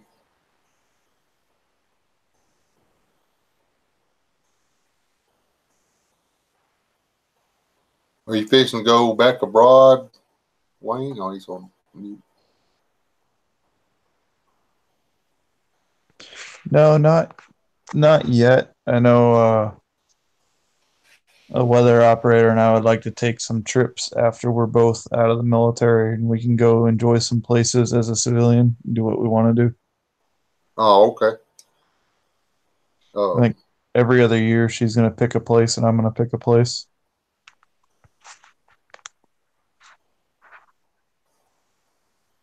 We thought about leaving the country, but we don't like city life. Wah.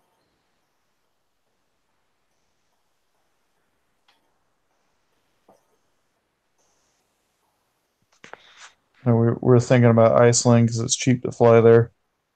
Then I know she wanted to go somewhere in South America, and I'd like to see Norway and Germany. So I think every year, every other year, whatever we decide we can afford, we're going to each pick a different place and go there.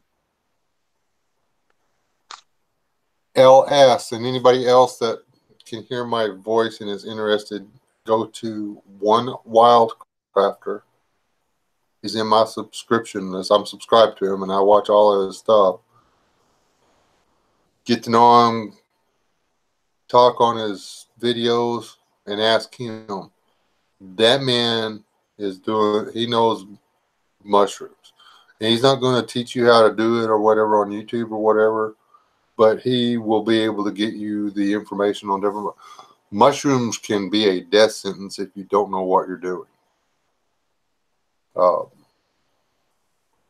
Almost all the good ones have a mimic out there that's not good. So you got to be really, really careful. One wild crafter. One wild crafter. And I believe it's all one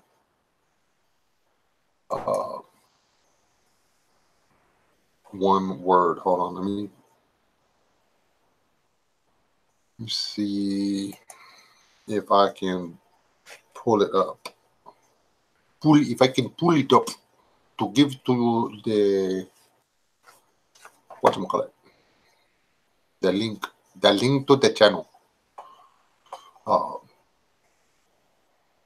Dun, dun, dun. Look at there.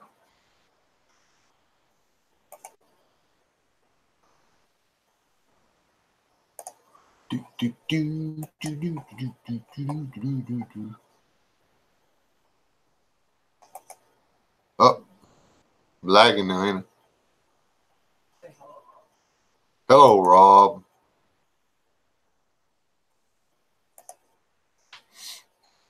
That should take you to him's channel.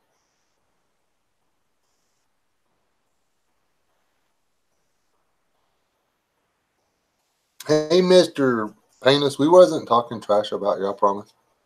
How'd you find out I was on?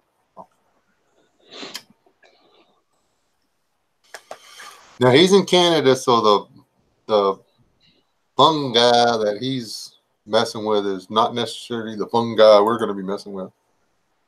But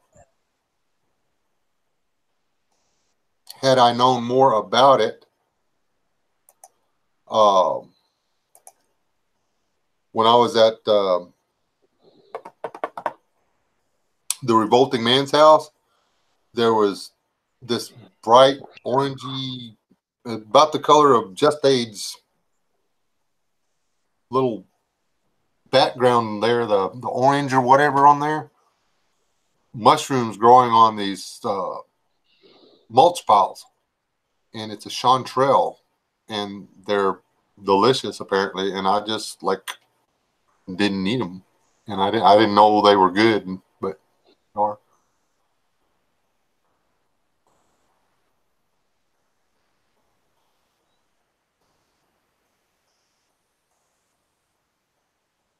Too tired to be trying to work.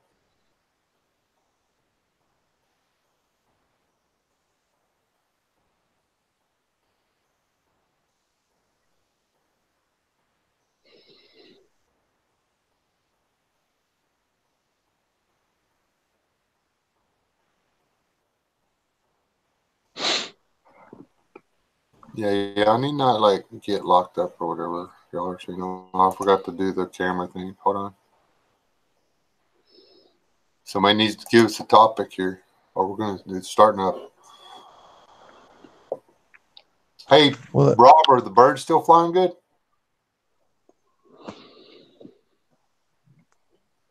I don't know if both lanes birds fly pretty good.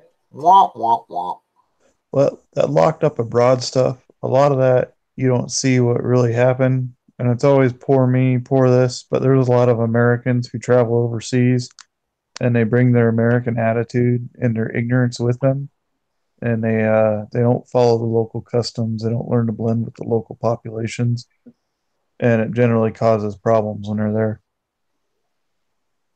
Yeah, because Americans are entitled whiny tit bags. Did y'all hear the missus?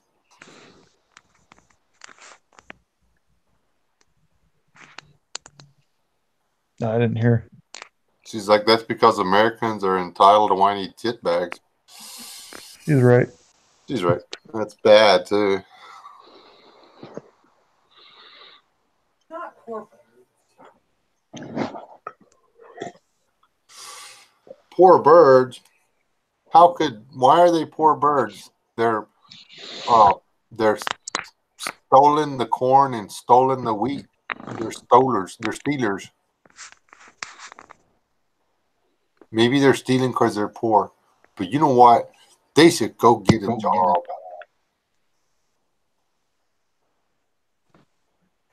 There you go, Dad. I'm not entitled. I just deserve it. I Yeah, like if you the. start Go ahead.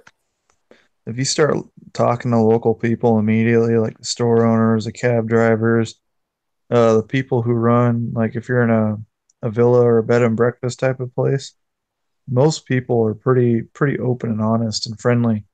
And you can learn a lot about the place and how to get around, how to get to know the local populace and customs pretty quickly. But a lot of people don't do that when they travel. Yeah. Well, it's like even just going to different places in the same country. Okay, people I'm gonna go to Texas. Okay, now if somebody from New York can go to Dallas Fort Worth, and it's not really that big a cultural shock to them. I mean, it is, but not real bad. But then that same person wants to come down here and eat at a little hometown restaurant in Podunk, Texas, and wants to order the wait staff and the cook around, and then the next thing you know, they're out on the street. I mean, cause you came in, you were rude, dude. Has nothing to do with we're not friendly. It's just you don't talk like that around here. But if you come in friendly, you're more than welcome to stick around. You don't walk into another culture, whether it be the U.S. or another country, and act like you own the place.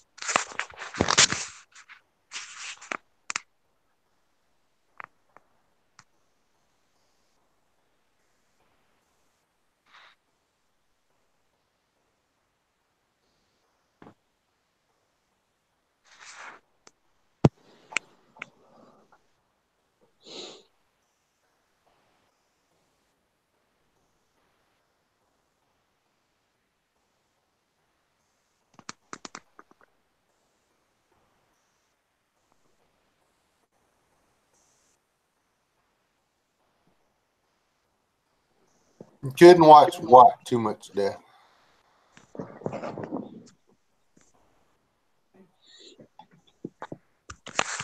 There was no death on there.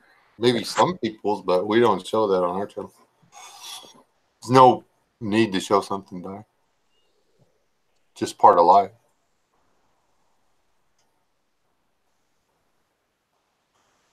Each one of us at our birth is given X number of breaths. So each breath you take is one less breath you have left. And I'm not saying she's not tenderhearted. I mean, I like tenderhearted people because they make people like me back off a little bit. I mean, it's a good thing to have, tenderhearted people around. I wish I was more tenderhearted, actually. I really do.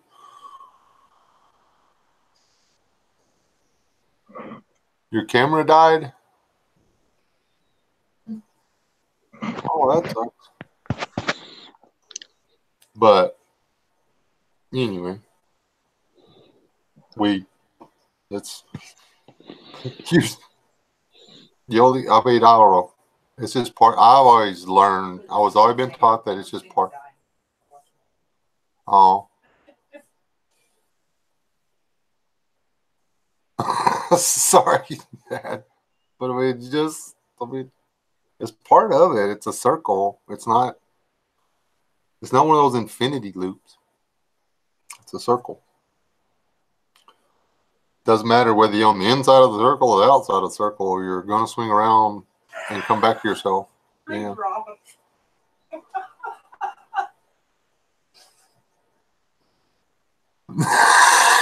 Exactly.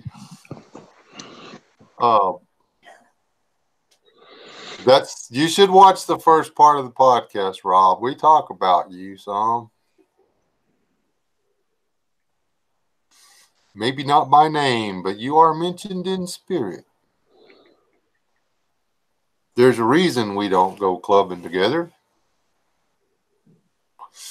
Get it? Clubbing? Wah, wah, wah. I thought it was pretty funny.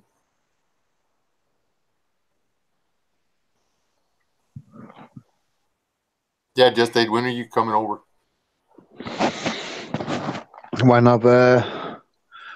When I've got enough cash. Don't y'all have banks over there? Well, yeah, but I can't rob them. We need to start a GoFundMe. Well, no, they take too much from GoFundMe. They take too much from GoFundMe? Yeah. Good old admin fees, yeah. Now then, for all of you who are interested, I have a PayPal account, and trust me when I say I'll make sure he gets all the money. Minus 30% administration fees, of course. Admin fees. Admin fees, all very legally in tax above board. England anyway, yeah. I'm not getting taxed on it, man. I'm going to run you as a charity case. Well, I need $650 for the airfare, and then my Greyhound ticket. That's about $1,200, and I want about $1,000 to spend. Yeah. You're gonna need about 10 extra. I'm gonna need $3,000. All right, somebody break out the checkbook. Dad, you know you got that in your kids' college fund. Yeah, the balloon will go up by the time your kids go to college. So However long the Greyhound says it takes, triple that amount of time. A good guesstimate. I don't mind the time. It's the cost of the ticket. Good night, Dad.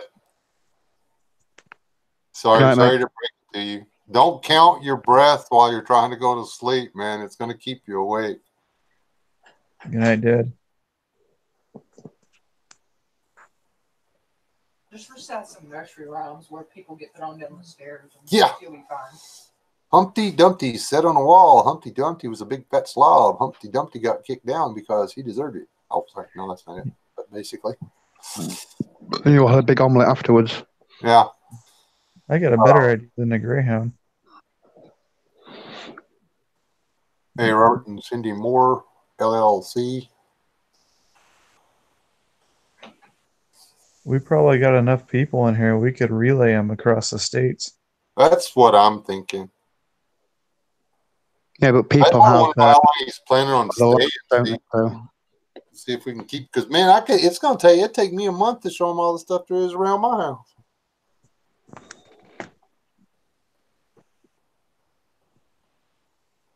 I can take him and show him the start. I can show him the point on the map where the Brazos River starts its run across the state.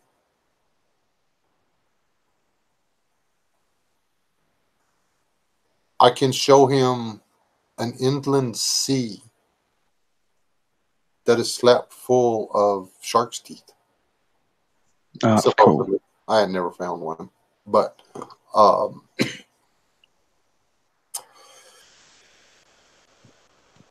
I can show him where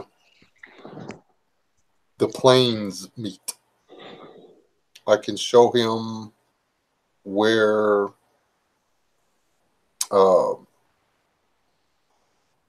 a petrified forest used to stand. You actually reach down you reach down almost everywhere and pick up a piece of a tree. There are houses that are made out of petrified trees around there.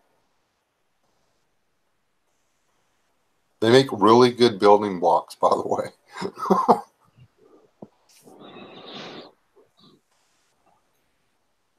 Oh, yeah, and trust me, we got a caliche pit out back. I can set him, might even be able to make a phone call and get him one where you pull the trigger and it just goes like that, which is really fun to shoot. Then he wouldn't want to go home. He'd be like, ooh, I just got to shoot a fully automatic weapon. I'm not going anywhere. Now I would have to just let him live in my camper. Yeah. I've never fired a fully automatic weapon. It's expensive, fun. Yeah.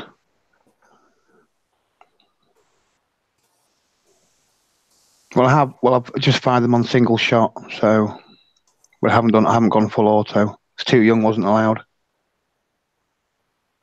Yeah, people talking about wanting fully automatics and this, that, and everything else, and I'm sitting there. I can put a 30-round clip in a AR, and I mean, a bullet comes out the end as fast as I can pull the trigger, which isn't really that fast compared to some folks, but it's faster than I can hit anything I'm trying to shoot.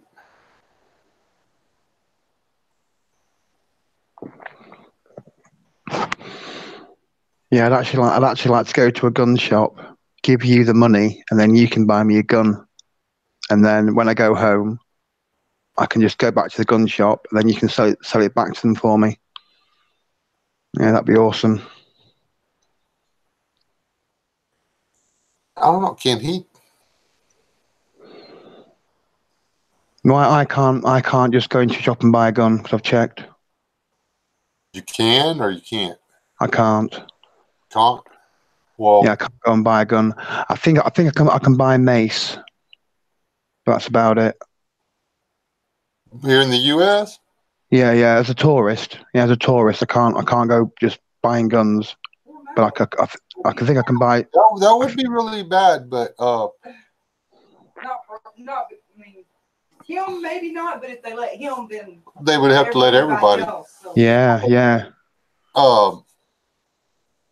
You need to like text message me, whatever, because there's a thing called gun shows. They're all over the place. We have them here, but they're not all over the place. They're like down south, near London. If you can't find a gun show on a specific weekend and it's every month of the year in Texas, you're doing something wrong. May not be as big as some of the others. One of the biggest gun shows in the state of Texas happens 45 minutes from my house every year. We have a pretty decent one 10 minutes from the house every year.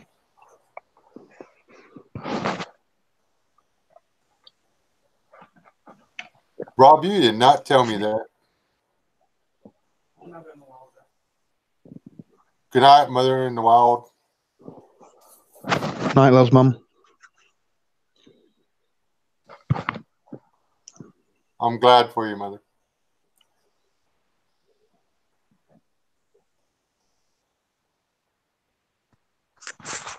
Wonder how long it would take to rob a bank with a flintlock. Not more than one person mouthed off.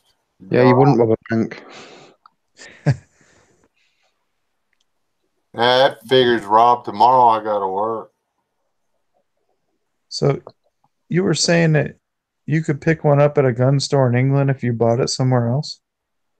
No, no. If I was in America, I could get anyone, say Wes, to go into the gun shop in Texas, and then I give him the money, and then he can buy the gun. Yeah. But I can't buy it myself.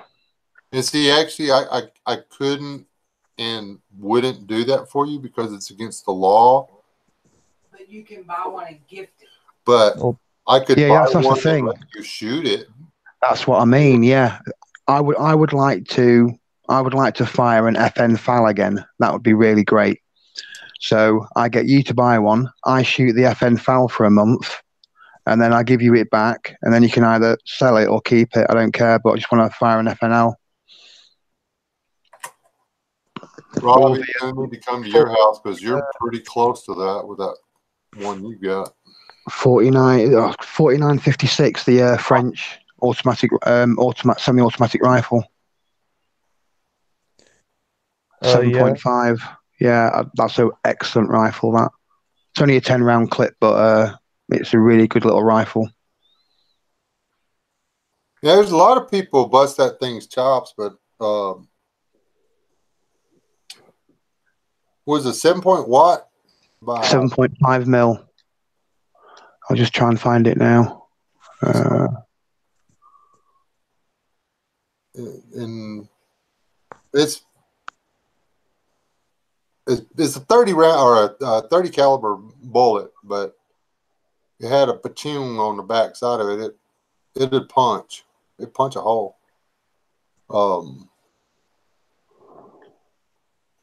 That's a rolling block system, right?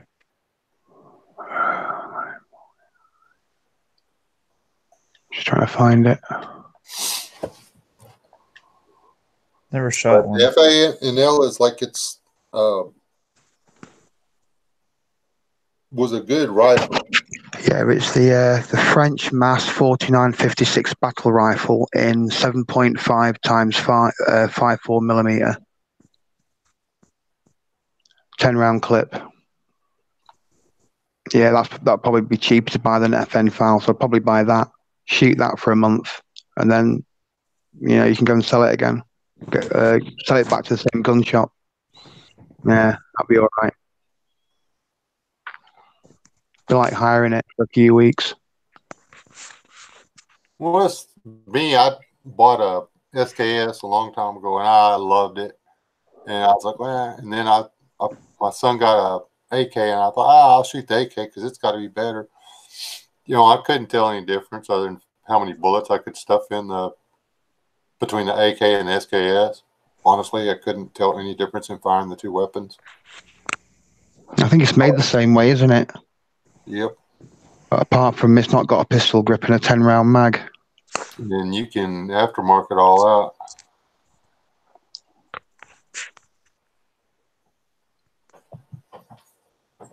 ADD.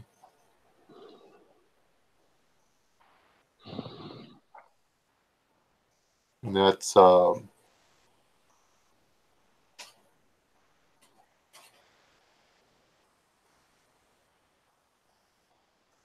and whenever you're dealing with firearms and stuff like that, people, it's really important that you follow the law. It really is. I mean, though I don't agree with a lot of the laws that they've put on the books, and I think that our right to keep and bear arms is 100% guaranteed by the Constitution. That doesn't change the fact that the laws are there, and you can get in a real bind and cause a lot of people a lot of real trouble if you decide to go against them, and it's just not worth it. Oh, Pooh, I forgot. How many people are still in here? 15, I think. 15. Well, that's going to have to be enough. Yeah, 15. Okay. Number between 1 and 100, and go.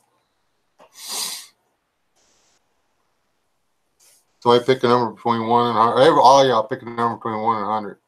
See how long 42. forgot I was going to give this silly thing away. Let me see if I can get my camera to come back on. Do I missed out another raffle? No way. Now, what did you say your number was? The number I chose was 42. Okay. But this little thing right here, and I didn't write it down. It's in my head, so I'm not going to cheat. I mean, you just got to trust me. And I got slow mode on, so this ain't going to hurt about at all. You're welcome to throw another number just because it's been more than 15 seconds. 13. 80.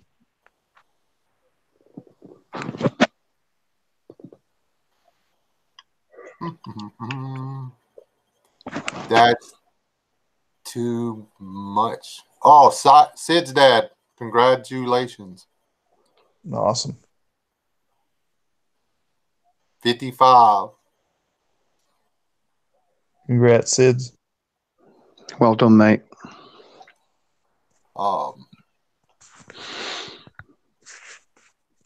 We're not doing accounting, Rob. 3.47. But the number was 55. So email me your address, sir. I think I have it. You think you have Sid's dad's address? Let me try. Well, just drop me an email. I did And have it. I'm going to send it to you just like this. There's a couple things on it I would just as soon fix because it drives me nuts because I'm a perfectionist. But I set this down and refound it. And I'm just going to give it. Okay. I'm not going to be. I can't send it to you with this bar on it right here. I'm going to file this bar off. No, I went through and deleted all my pictures and everything. Okay. Yeah. Email to me an address. I said I was trying to pick a number between 1 and 100 when I was typing it, and the speed limit sign popped up. Okay, that'll work. So, there we go. Anyway, I got a question for you guys. what's that? We're talking about, you mentioned something about books earlier. Have you ever bought a book that you cannot understand or probably never will in case you run into somebody who can? No. You mean like a French or a German or a Czechoslovakian book or something like that? So I bought this book on thermodynamic energy and power plants, basically how to create electricity out of heat. And it's all crazy math and stuff I don't understand, probably never will. But I figure in case of a real emergency, I might get lucky and come across somebody who can. I have a book on electroplating for the same reason. Okay, I'm not going to show you my library, but yeah, there's books in there that I'll never understand. I have a book on calculus just in case I need to try to figure something out. Yeah, never show your bookcase. You can learn a lot from a bookcase. Right now, what my bookcase would tell you is that I need to build another bookcase. Guaranteed. Yeah, that's something I can do. And then I've got other books stacked in front of them. And I've got other books stepped up so it'll hold the books that are laying down flat that don't have enough room to sit there, not to fall off the shelf.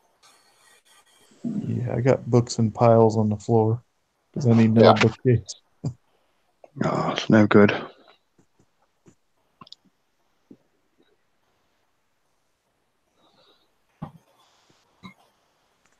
LS, this is just for you.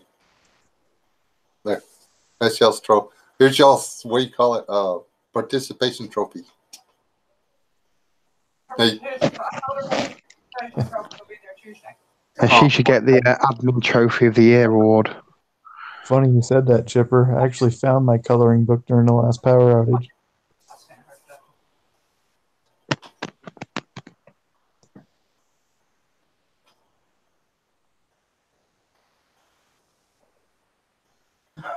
There you go.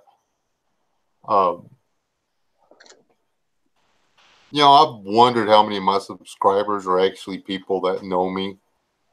I've got 3,100 subs, something like that. But the other day I was in the store, and there was people doing that weird thing, looking at me, and I'm just like, okay, why are you looking at me, buddy? They're admiring your mullet. Yeah, but it might have been it. They're like, boy, he looked funny.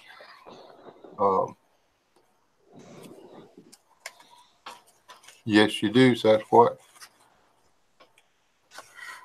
I actually have one of those adult coloring books with dragons and stuff. I just sit there and noodle in it when I'm on watch. Chipper, please tell me I finally got lucky on this. I found a 55. It's just a single. I found a 55 plate.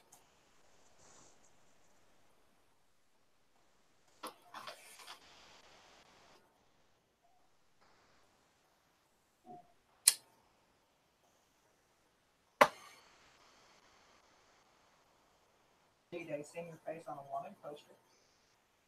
Probably. Hey, Brian Morlock. Okay, I will hold on to it. Hopefully find another one. It was with 71 that had no paint left. This thing actually has paint on it. It's 55 truck. It says 55 truck.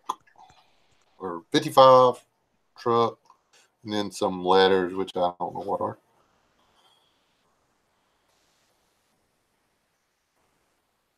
Ask Brian why it's at the hospital. Brian, why are you at the hospital?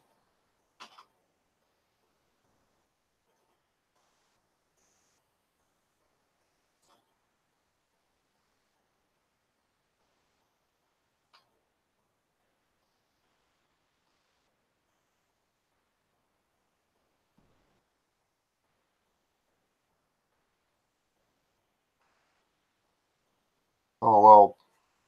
Okay, yeah, she should stick to American Muscle if she's going to Dukes of Hazzard. She going to be okay? Ran off okay.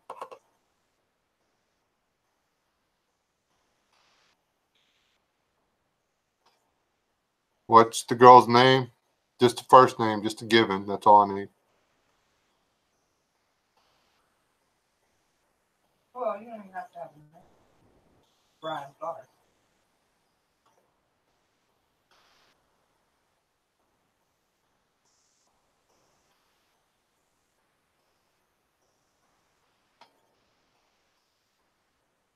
Okay.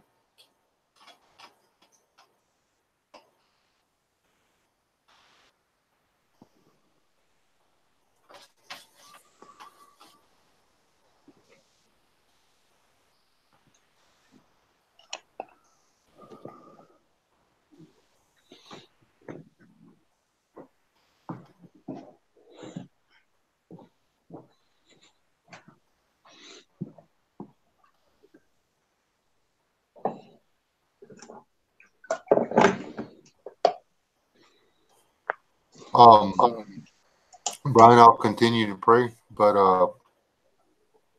LS, being nerve-wracking doesn't have to do with it being an emotional response. It is nerve-wracking, but it does not have to be.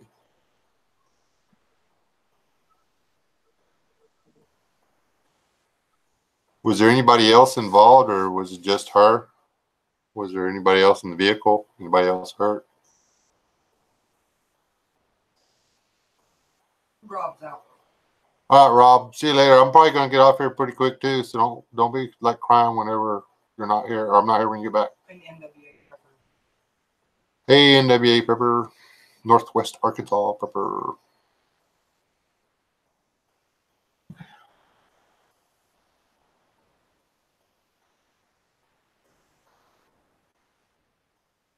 Okay.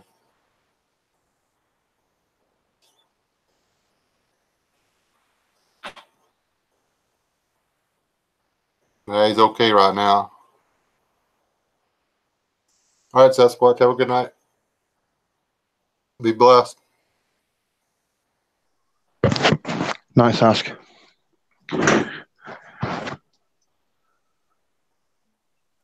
some tea.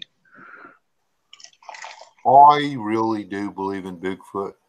The missus doesn't believe in Bigfoot. I believe there's Bigfoot. Bigfoot's Sasquatches. Not so sure about Yetis. I don't think the Yetis can survive where the Yetis are supposed to be. Unless the Earth's hollow. You watched that movie the other night and they had Yetis. Exactly. Little Feet or whatever. That was a stupid movie. It was good, but again, it was brainwashing.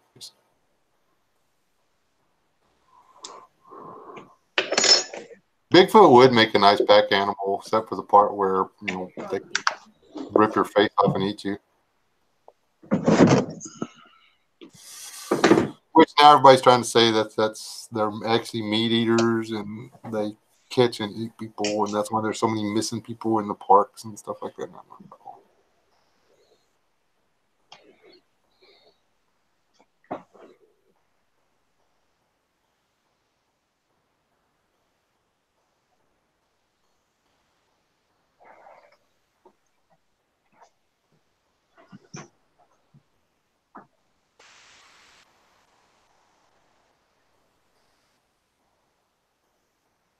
I got treed by an armadillo once when I was a kid in the woods.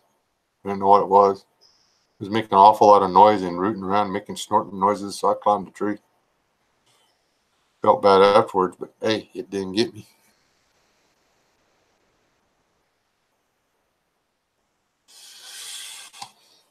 But, Westwind, what if they're actually a sentient being with a language and a culture and a family unit and stuff like that? What if?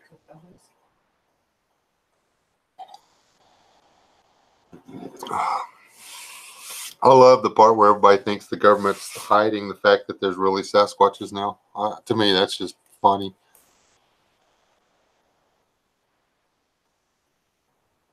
You married a species of Sasquatch.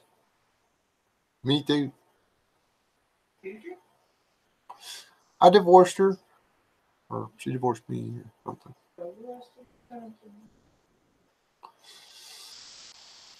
You would be a Littlefoot. A little feet.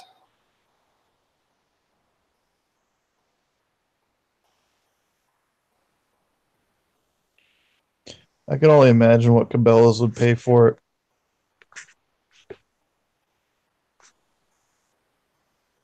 You know, the only one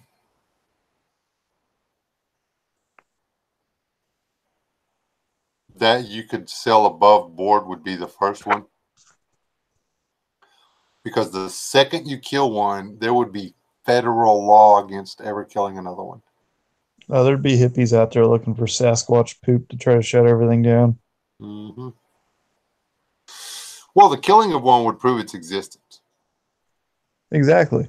And the fact that people have been trying to shoot one since the dawn of time.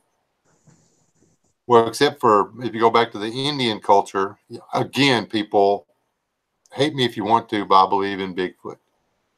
The Indians actually counted them as another tribe.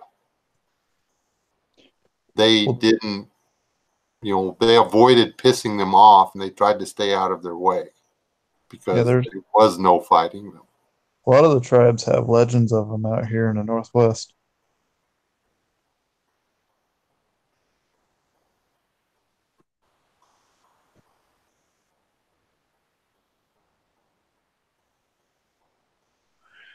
Do you mean those 9-foot people?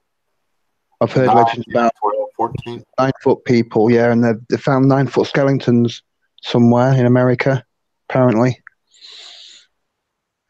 They actually found a couple of skulls in a peat bog. Yeah. And they put those at the back of the museum. Now nobody gets to touch them. Mm-hmm. So, if there was evidence found, if it is a government thing, which doesn't make any sense to me. Not SIDS. That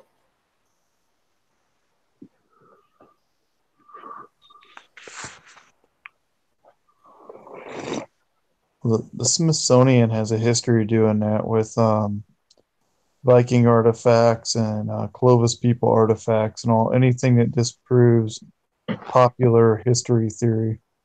yeah. Um, there's all kinds of evidence, DNA evidence to boot, that shows that the First Nations weren't actually the First Nations here. The human population of the Americas used to be more closely related to the Aboriginals of Australia than to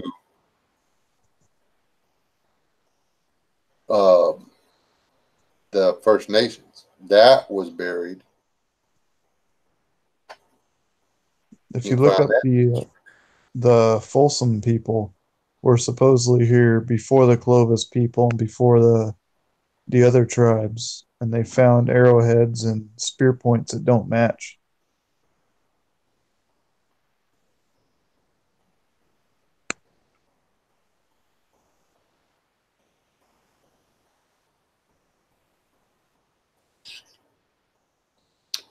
One of these days, I'm gonna get LS in here for a live chat, and That'd be so cool.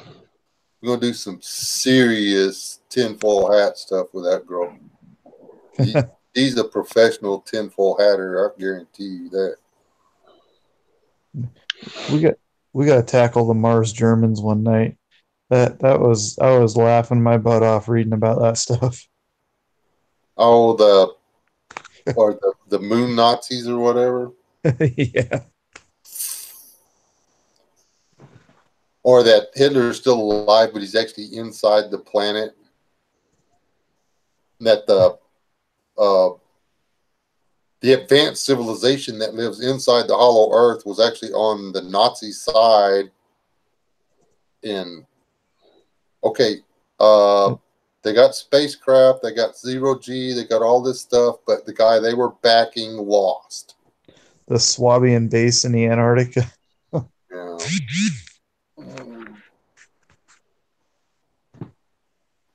It's like saying there's such a thing as white people. Show me one. I haven't met one yet.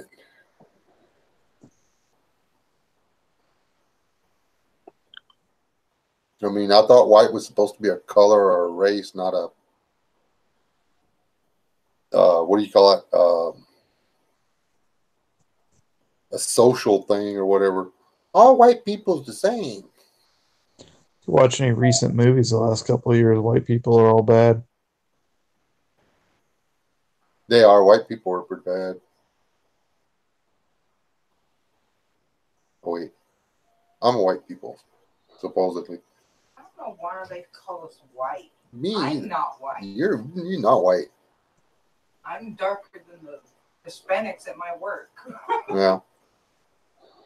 Yeah, the white lady in the back, I ain't gonna say her name or whatever, but she's white. She is so white. But she's not. But she's not. My first crush ever in school, whitest girl I ever met, couldn't hardly speak a lick of English.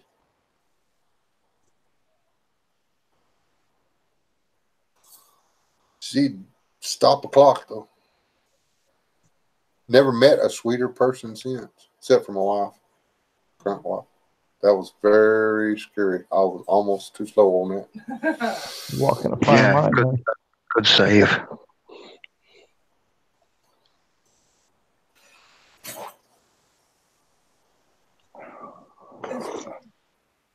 Two and a half hours. Oh, okay.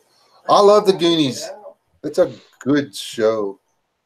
Yeah, I bought it a couple of years ago when the anniversary edition came out. The Goonies and Stand By Me. Stand By Me is a good movie, too. Yeah, Stand By Me is a good film, yeah. Yeah, I haven't seen that forever. No, neither have I. What's that other one? The Sandlot. Yeah. That was a good one. I can't be friends with anybody that thinks that the new Dukes of Hazzard movie or the new Starsky and Hutch movie was good. I can't be friends with you. Those movies, you talk about rage right there, emotional response, thought through, a rational emotional response to those movies is that you hate them.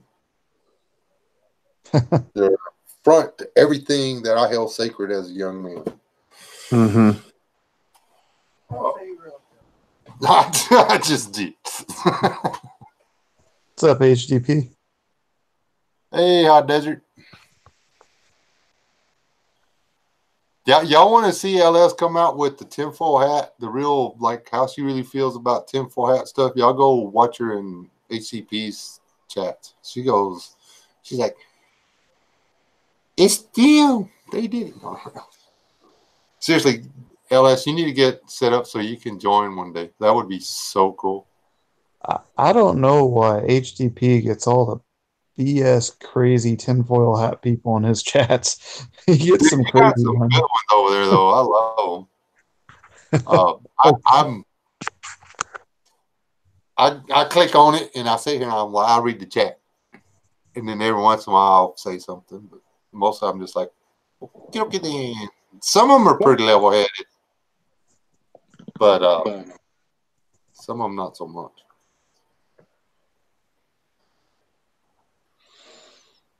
But that's some of the. I mean, any of them. I mean, you got to watch it when you get live streams and going and stuff. Yeah. There's one dude that pops up in everyone's. I don't know what it is about the guy, but he just instantly pisses me off. I'm not going to say who it is, but a couple of weeks ago, I was just having a bad day at work. I just went off on that dude. That was me, man.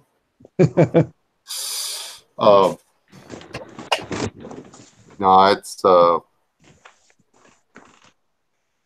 it's weird. There's some of the chats I've gone to. I've tried to like just hang out or whatever. But trust me, HTP's people ain't the worst ones out there. Some there's actually, like I say, there's a lot of guys over there that actually got stuff. They talk about stuff that I really don't have a grasp on, like the markets and stuff. I used to follow and used to keep up with and used to think they were a good thing. Personally, I think the markets is what is crippling our economy and destroying our world.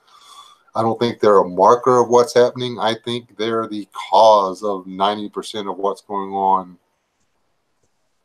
You know, if they'd have never started a thing called futures or the stock exchange, we wouldn't be here. We would still be based on money and production. Your company would legitimately have to be worth something. You know, oil would still be based off of how much oil was coming out of the ground, not how much oil might be coming out of the ground in 100 years. That kind of stuff. HDP's right on point there. The Federal Reserve, I think their whole goal is to basically just turn us into cash cattle and figure out how much they can milk us to the brink. The Federal Reserve are the only people that truly profit from the markets. The real legit, and I know you can buy money or buy stuff with money. I know that you can use your paycheck to buy a cheeseburger. Okay, I know that. But the actual profits from the markets that are backed by the Federal Reserve or whatever, that stuff is the only thing that actually really increases. The people that own and run the Federal Reserve are the only ones that actually increase legitimate holdings, increase their wealth through the markets. Everybody else gets I mean, their wealth is all on paper. It's not real. If everybody sold all the stocks that they own and cashed out, all the stocks would revert to all the stocks in the property and everything that was entailed. It would revert to the people backing them. Okay, boom, everything goes back to the ownership of the reserve people, and a long way around. The first few people that sell would make out okay. The rest of them would have to take a major loss. So regardless of what happens at the markets, the people that actually own the real physical stuff that's being played around with in the markets still retains the ownership. So they lose nothing. They still possess everything. No, you're right on that, KK. Federal Reserve is not an American government-owned agency. No. Even I know that. The Federal Reserve is not. I mean, the Federal Reserve is not governed by the citizens of the United States.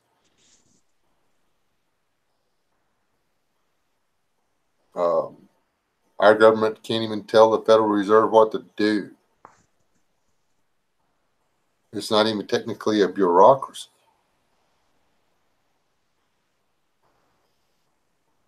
It's that's something, like I said, I don't understand enough about that to talk about it. I really don't. I'm not a guru, and I don't follow it because, well, it gives me a headache, and I truly believe it to be evil. The whole thing is evil. Yeah, it is pure evil. And that's the deception behind the name, the Federal Reserve, KK, is most Americans see that name and they automatically think it's our bank. And who backs the euro? I mean, it's probably the same people that back the Federal Reserve. Yeah. So is there really any competition between the euro and the American dollar? No. Every time somebody comes out and wants to do a gold-based currency, a money-back currency, they wind up getting beat to crap. Yeah, anytime. Syria refused to do a Federal Reserve type setup. They were sticking with their precious metals backed currency. And what happened? Well, it's the same with Saddam and Gaddafi. I mean, those guys were big a-holes, but they kept all the other a-holes in line. The second they wanted to start trading oil and gold, they got taken out.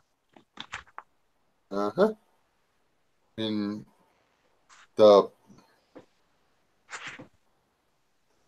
yeah, this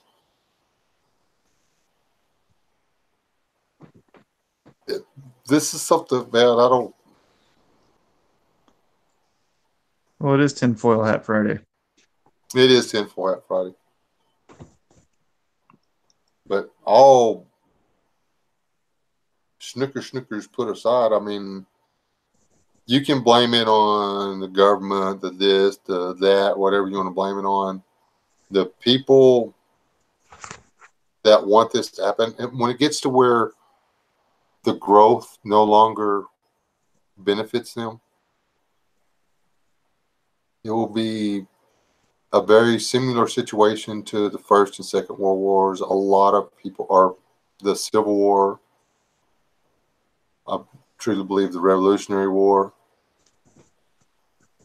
You know, as soon as they started figuring out that you could play with numbers to make money, the people that had the most to gain by war were the people that owned everything already. And the way you make people start recycling it to where you get to keep living in the top 1% of the top 1% of the top 1% is by killing off everybody else, or at least a lot of them. Yeah, I think they're going to collapse us into a cashless system like Bitcoin, because then they can control and tax every last cent. And Yep. they even talked about it in Congress in the mid '90s. I think you always see in the science fiction thing they're talking about credits this, credits that. I mean, that's exactly what it's going to go down to. And you won't actually earn a paycheck anymore. You'll own credit. I mean, you go to work, you clock in, and you clock out, and then you get your automatic deposit on payday, but it's not a deposit of actual. I mean, you can't change it for anything of. You can't change it for gold. It's going to be something called credit, something implying credit. You're actually going to be working so that they can put you in debt. They're going to let you borrow the money that you worked for to pay your bills. Oh yeah, they'll give it some nifty name like FedCoin or something along those lines. And Yeah. they'll use blockchain. That's what John said. Had mind. They're going to ban. He reckons they're going to make Bitcoin illegal and then replace it with FedCoin. I And he think said that Bitcoin about was 6 months ago, I think. yeah, I think Bitcoin was a test. Hmm. Good night, Boski. Right, Bo? Right, mate. We'll try not to. But that's my biggest fear is when they switch over to a cashless system. Then I mean that's going to be the tell. I don't think about it because after that happens, you will not be able to purchase anything: ammo, a gun, a knife, beans and rice. Everything will be tracked. I mean, there will be not a single purchase out there. I It mean, might open up a black market like Russia had during the Soviet Union. That'd be interesting. yeah, but it'd be interesting to be possible. But back then, they didn't have the technology to track everything like they will this time. Mhm. The black market, there's still in a black market, there's still cash. If you don't have anything to trade, and all you've got to work with are the credits, then how do you do it? Well, they would collapse the system, and then you're just like other countries where the system has collapsed and they come out with a new currency. Your dollar's worth so much in the new credit system.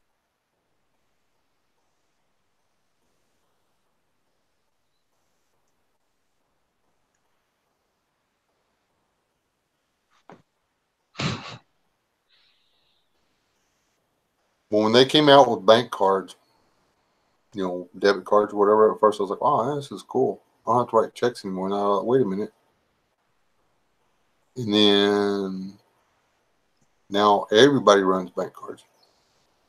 And instead of just swiping it or typing in a number, now you got to put a chip in there.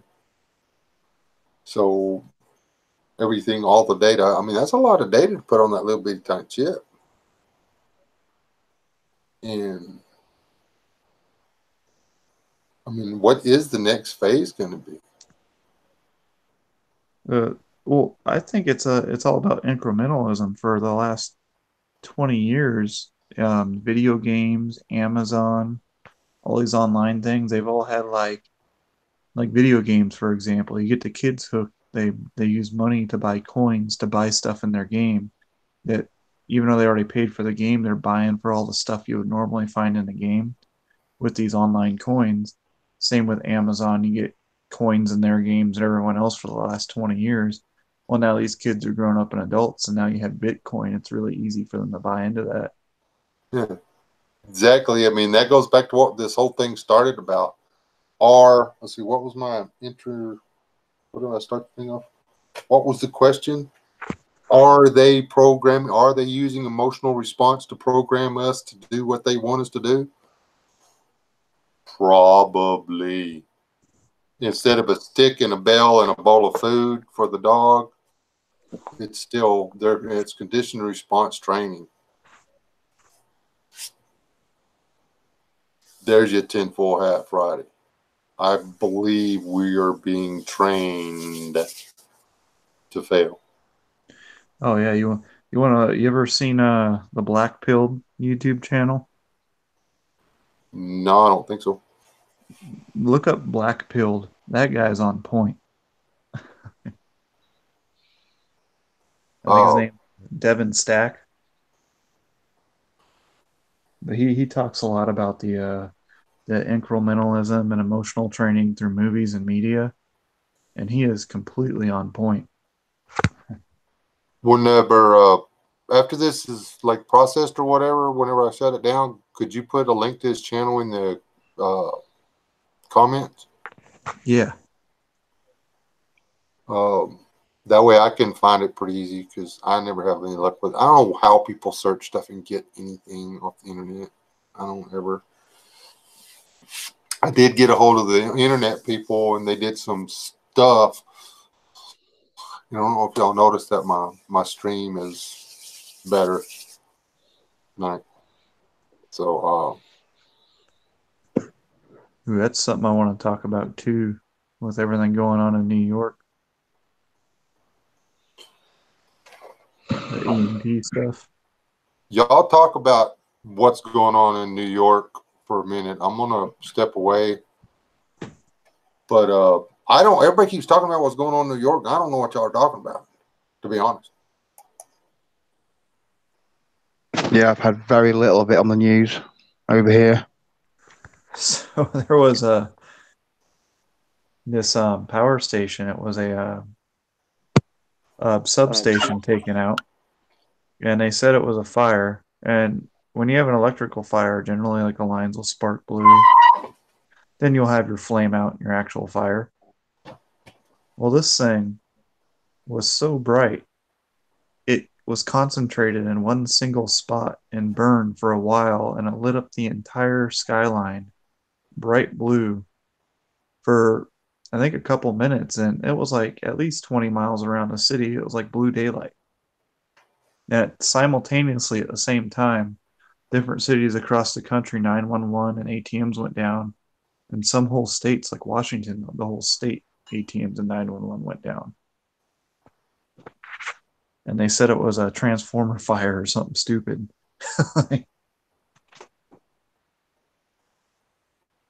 But I was thinking, those power stations and those substations, those things take like 18 months to build in a special facility, and they can only build one at a time.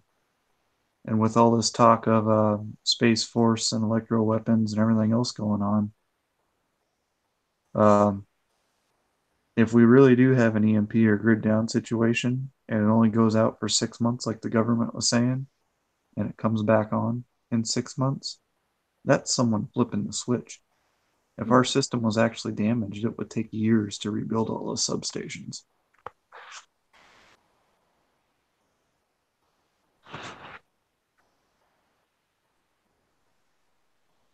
It's my tinfoil Friday.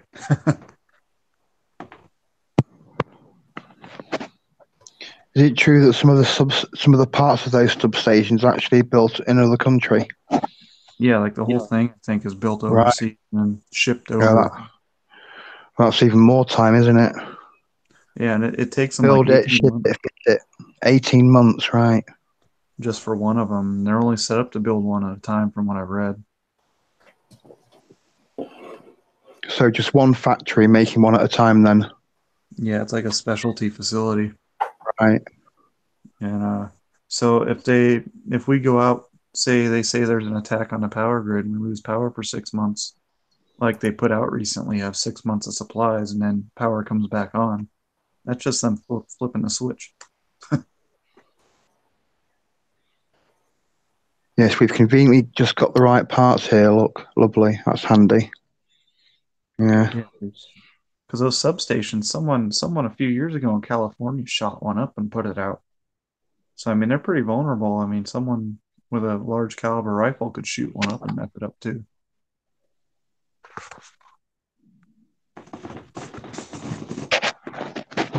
Yeah, in England, people use heavy plant vehicles to smash things up with.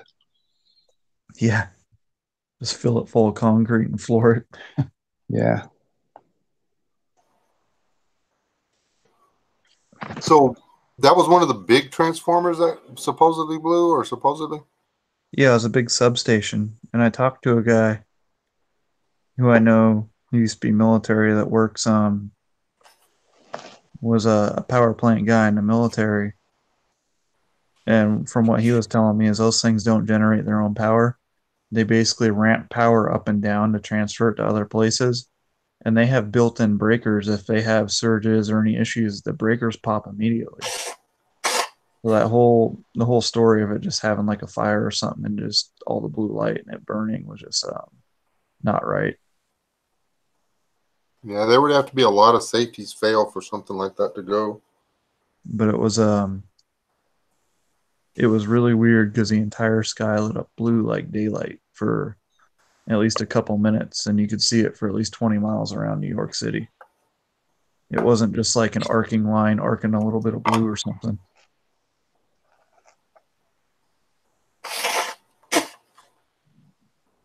Well, even we had a substation get knocked out in Brownfield. And, well, I say knocked out. They had a direct short in the substation. And they were able to fix it in a couple of hours, but nothing blew up. It tripped all the safeties.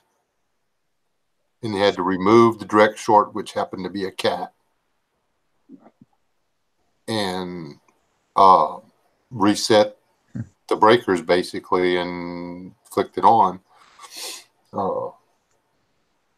If the transformer had a bloat, it would have been months, or at least weeks. They would have had to ship one in from across the state, and it takes like all kinds of special permits and this and that. Those things are flipping huge. Yeah, it was really weird. Like it just didn't add up.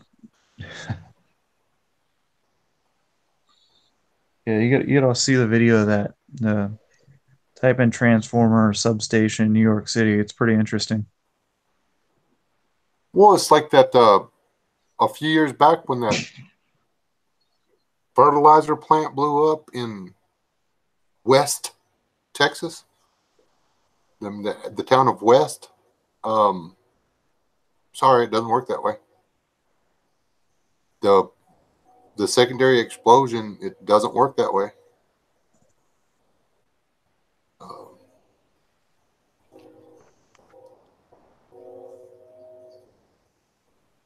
The source of the ignition on the secondary explosion was not in the right place. Yeah. That video is gone now, though. Well, that was like the video of the TWA flight. You remember that, where you can actually see the missile going up and hitting the tail? Yeah. And they're like, oh, it was a flare. Okay. Yeah. That video was only up for a day or two, then disappeared. Um,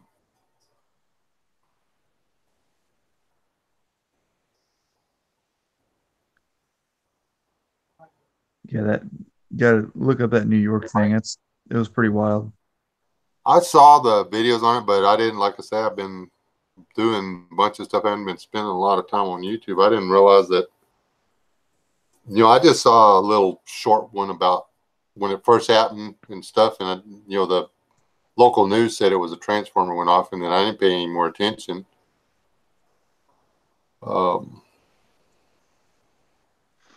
So, but yeah, if it lasted a couple, 3 minutes or whatever, that's I looked into it because I got a couple calls from work when that was going on. I mean, it would have blacked out a lot if there was enough live current sustained for, if there was to sustain a lightning bolt basically for 60 seconds, that's a lot of power. Yeah. And how long was that area blacked out? How long were they without power? They didn't go without power there. Like they got a surge and their TVs went out and stuff, but they had power. Supposedly the airport shut down, but all airports have huge diesel generators and they're required to have backup generators so the planes can still land. So none of the city around it lost power. Their TVs went out for like a couple minutes and they turned them back on. But you could see the videos and like everyone's lights and everything were still on. Huh. It was weird.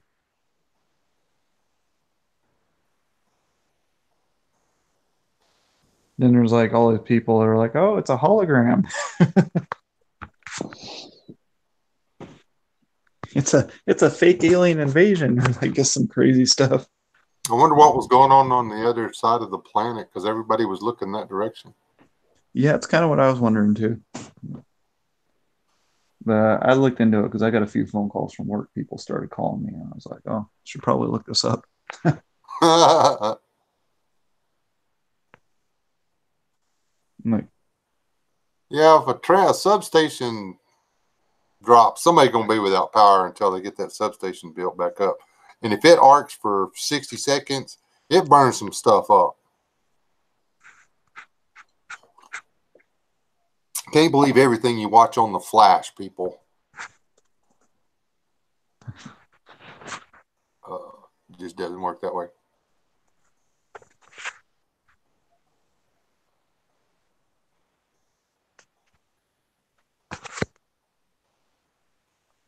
yeah, I really don't know what it was. Never seen anything like that.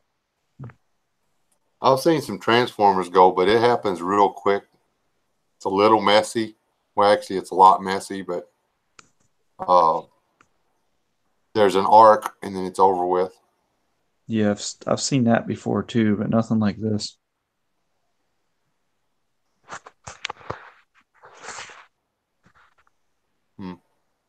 I may have to do a little bit. I'm going to be real careful. I put my tinfoil on real tight before I go into something like that.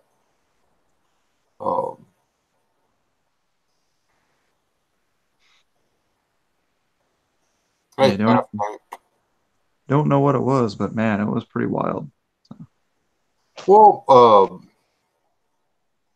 when the kids were little, you never heard about it. There were all these, I don't want to call them near Earth misses or whatever, but up there where you're at right now, my sister was living there when it happened. A asteroid came in the atmosphere, a big one. It punched, and this was in the daytime. Came in the atmosphere, went all the way across the sky, made a big giant fireball, never exploded, and went out the other side. It was big enough to make it in and out of the atmosphere. It did not succumb to the Earth's gravitational pull. It punched a hole through the atmosphere, left a giant chemtrail, and was gone.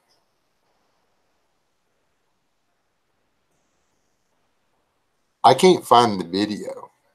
I mean, it was there in the early years of YouTube, back when how do you change the distributor on a blah, blah, blah? Back when I was using it for what God intended it for. But now there's nothing like that. I mean, we were doing the standing up for the national anthem at a football game here in this little part of the world. And we watched 3 rocks come in. 2 of them burned up, and the third one made it almost out and then exploded.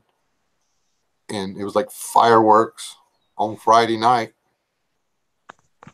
And that was happening all the time, all through the 90s. It's, I think I said 80s on the Seattle thing. It wasn't in the 80s, it was in the 90s. My bad.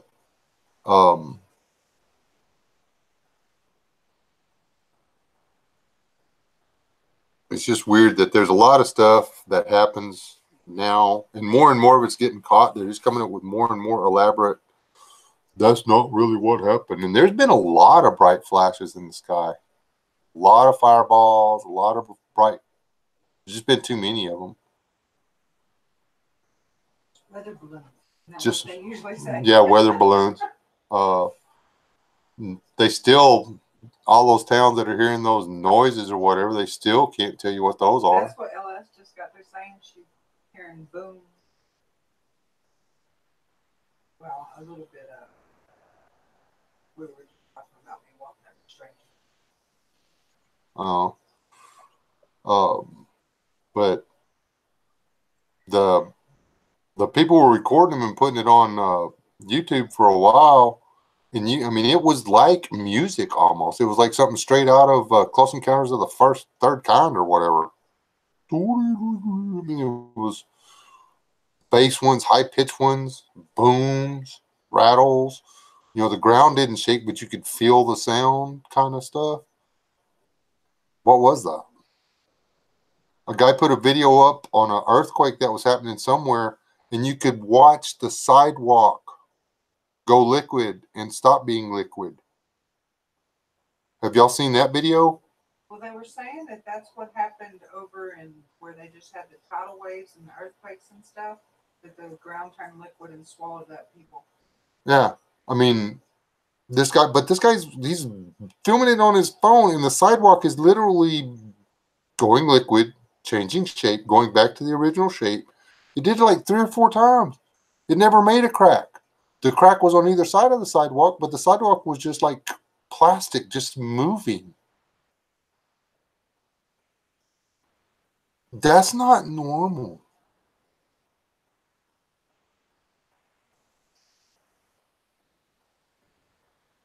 I went too far, didn't I?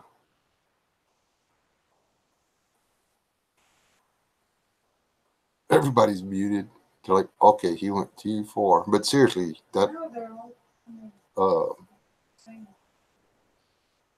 it's just, yeah. There's too much going on. Beans, rice, water. Well, more than beans, rice. Get you some food. Get you some water. Get you some seasoning. Get you some cards. You're gonna need popcorn for when it all goes down too. Yeah, need popcorn. Not 100% sure that a good hard hat's not a bad idea. Motorcycle helmet, something. Get you some aluminum paint or something if you really feel the need or whatever. But you know, the sky just might start falling any day now. It's like Ron White says, is it carry your helmet day or put on your helmet day? Yeah.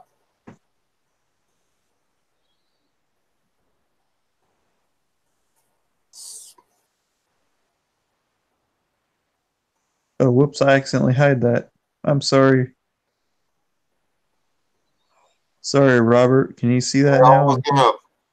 I was gonna show it. I hit the wrong button. Yeah, let me see if I can fix it here. Well,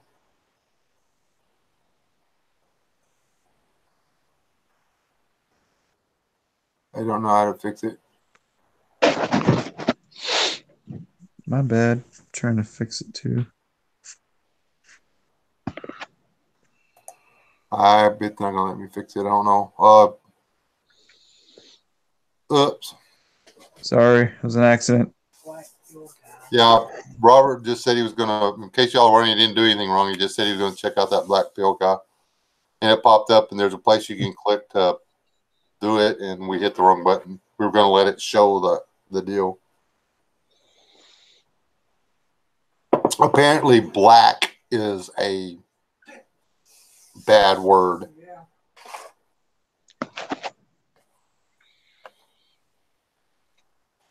There you go. But I'm better.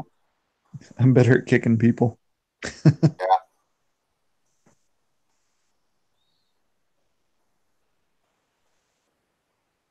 I've been seeing a lot of stuff that's shaking me up. Usually, what makes me think about prepping is when I go out in public. I'm like, oh, at least this world's all messed up.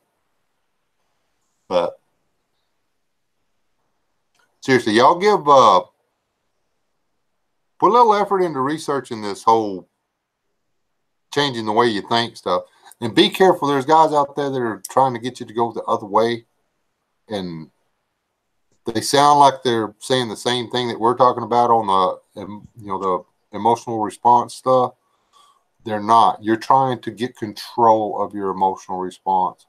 You're trying to teach yourself to have good emotional responses, or rather, your emotional response is going to be your emotional response, but your emotional reaction, your reaction to your emotional response, does not have to be detrimental to your life.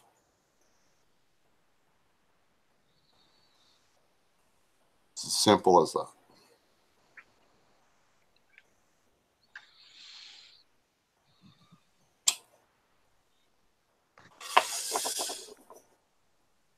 And seriously, on the banning from the channel, there are some people that y'all put in the banning thing that belong there. On the people that didn't belong there, I'm pretty sure I know how they got there, and that's been dealt with. So,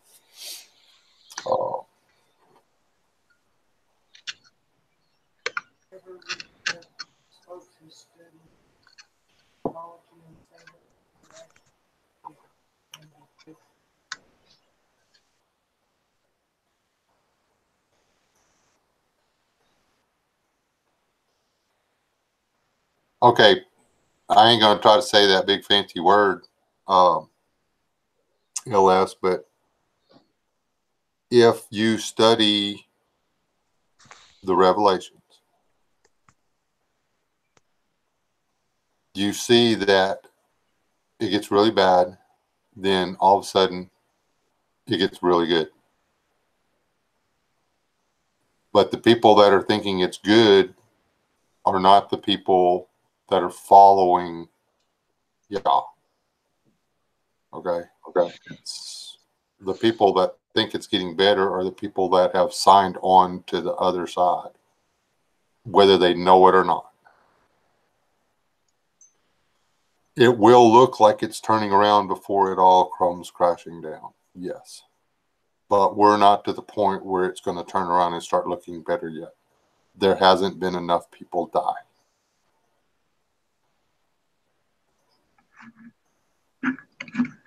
There hasn't been enough people die the way the Bible says they're going to die.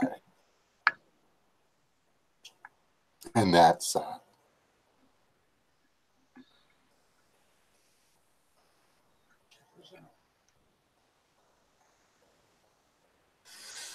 You're welcome, Chipper. And the hostesses with the mostesses, I'm fixing to get out of here anyway. Been on here 3 hours now, I think. 3 hours and 10 minutes-ish. So, want to thank all you people for stopping in and saying your piece and listening. Seriously, if you came in towards the end of it, I would take it as a personal favor if you rewind back to the first part and watch it again.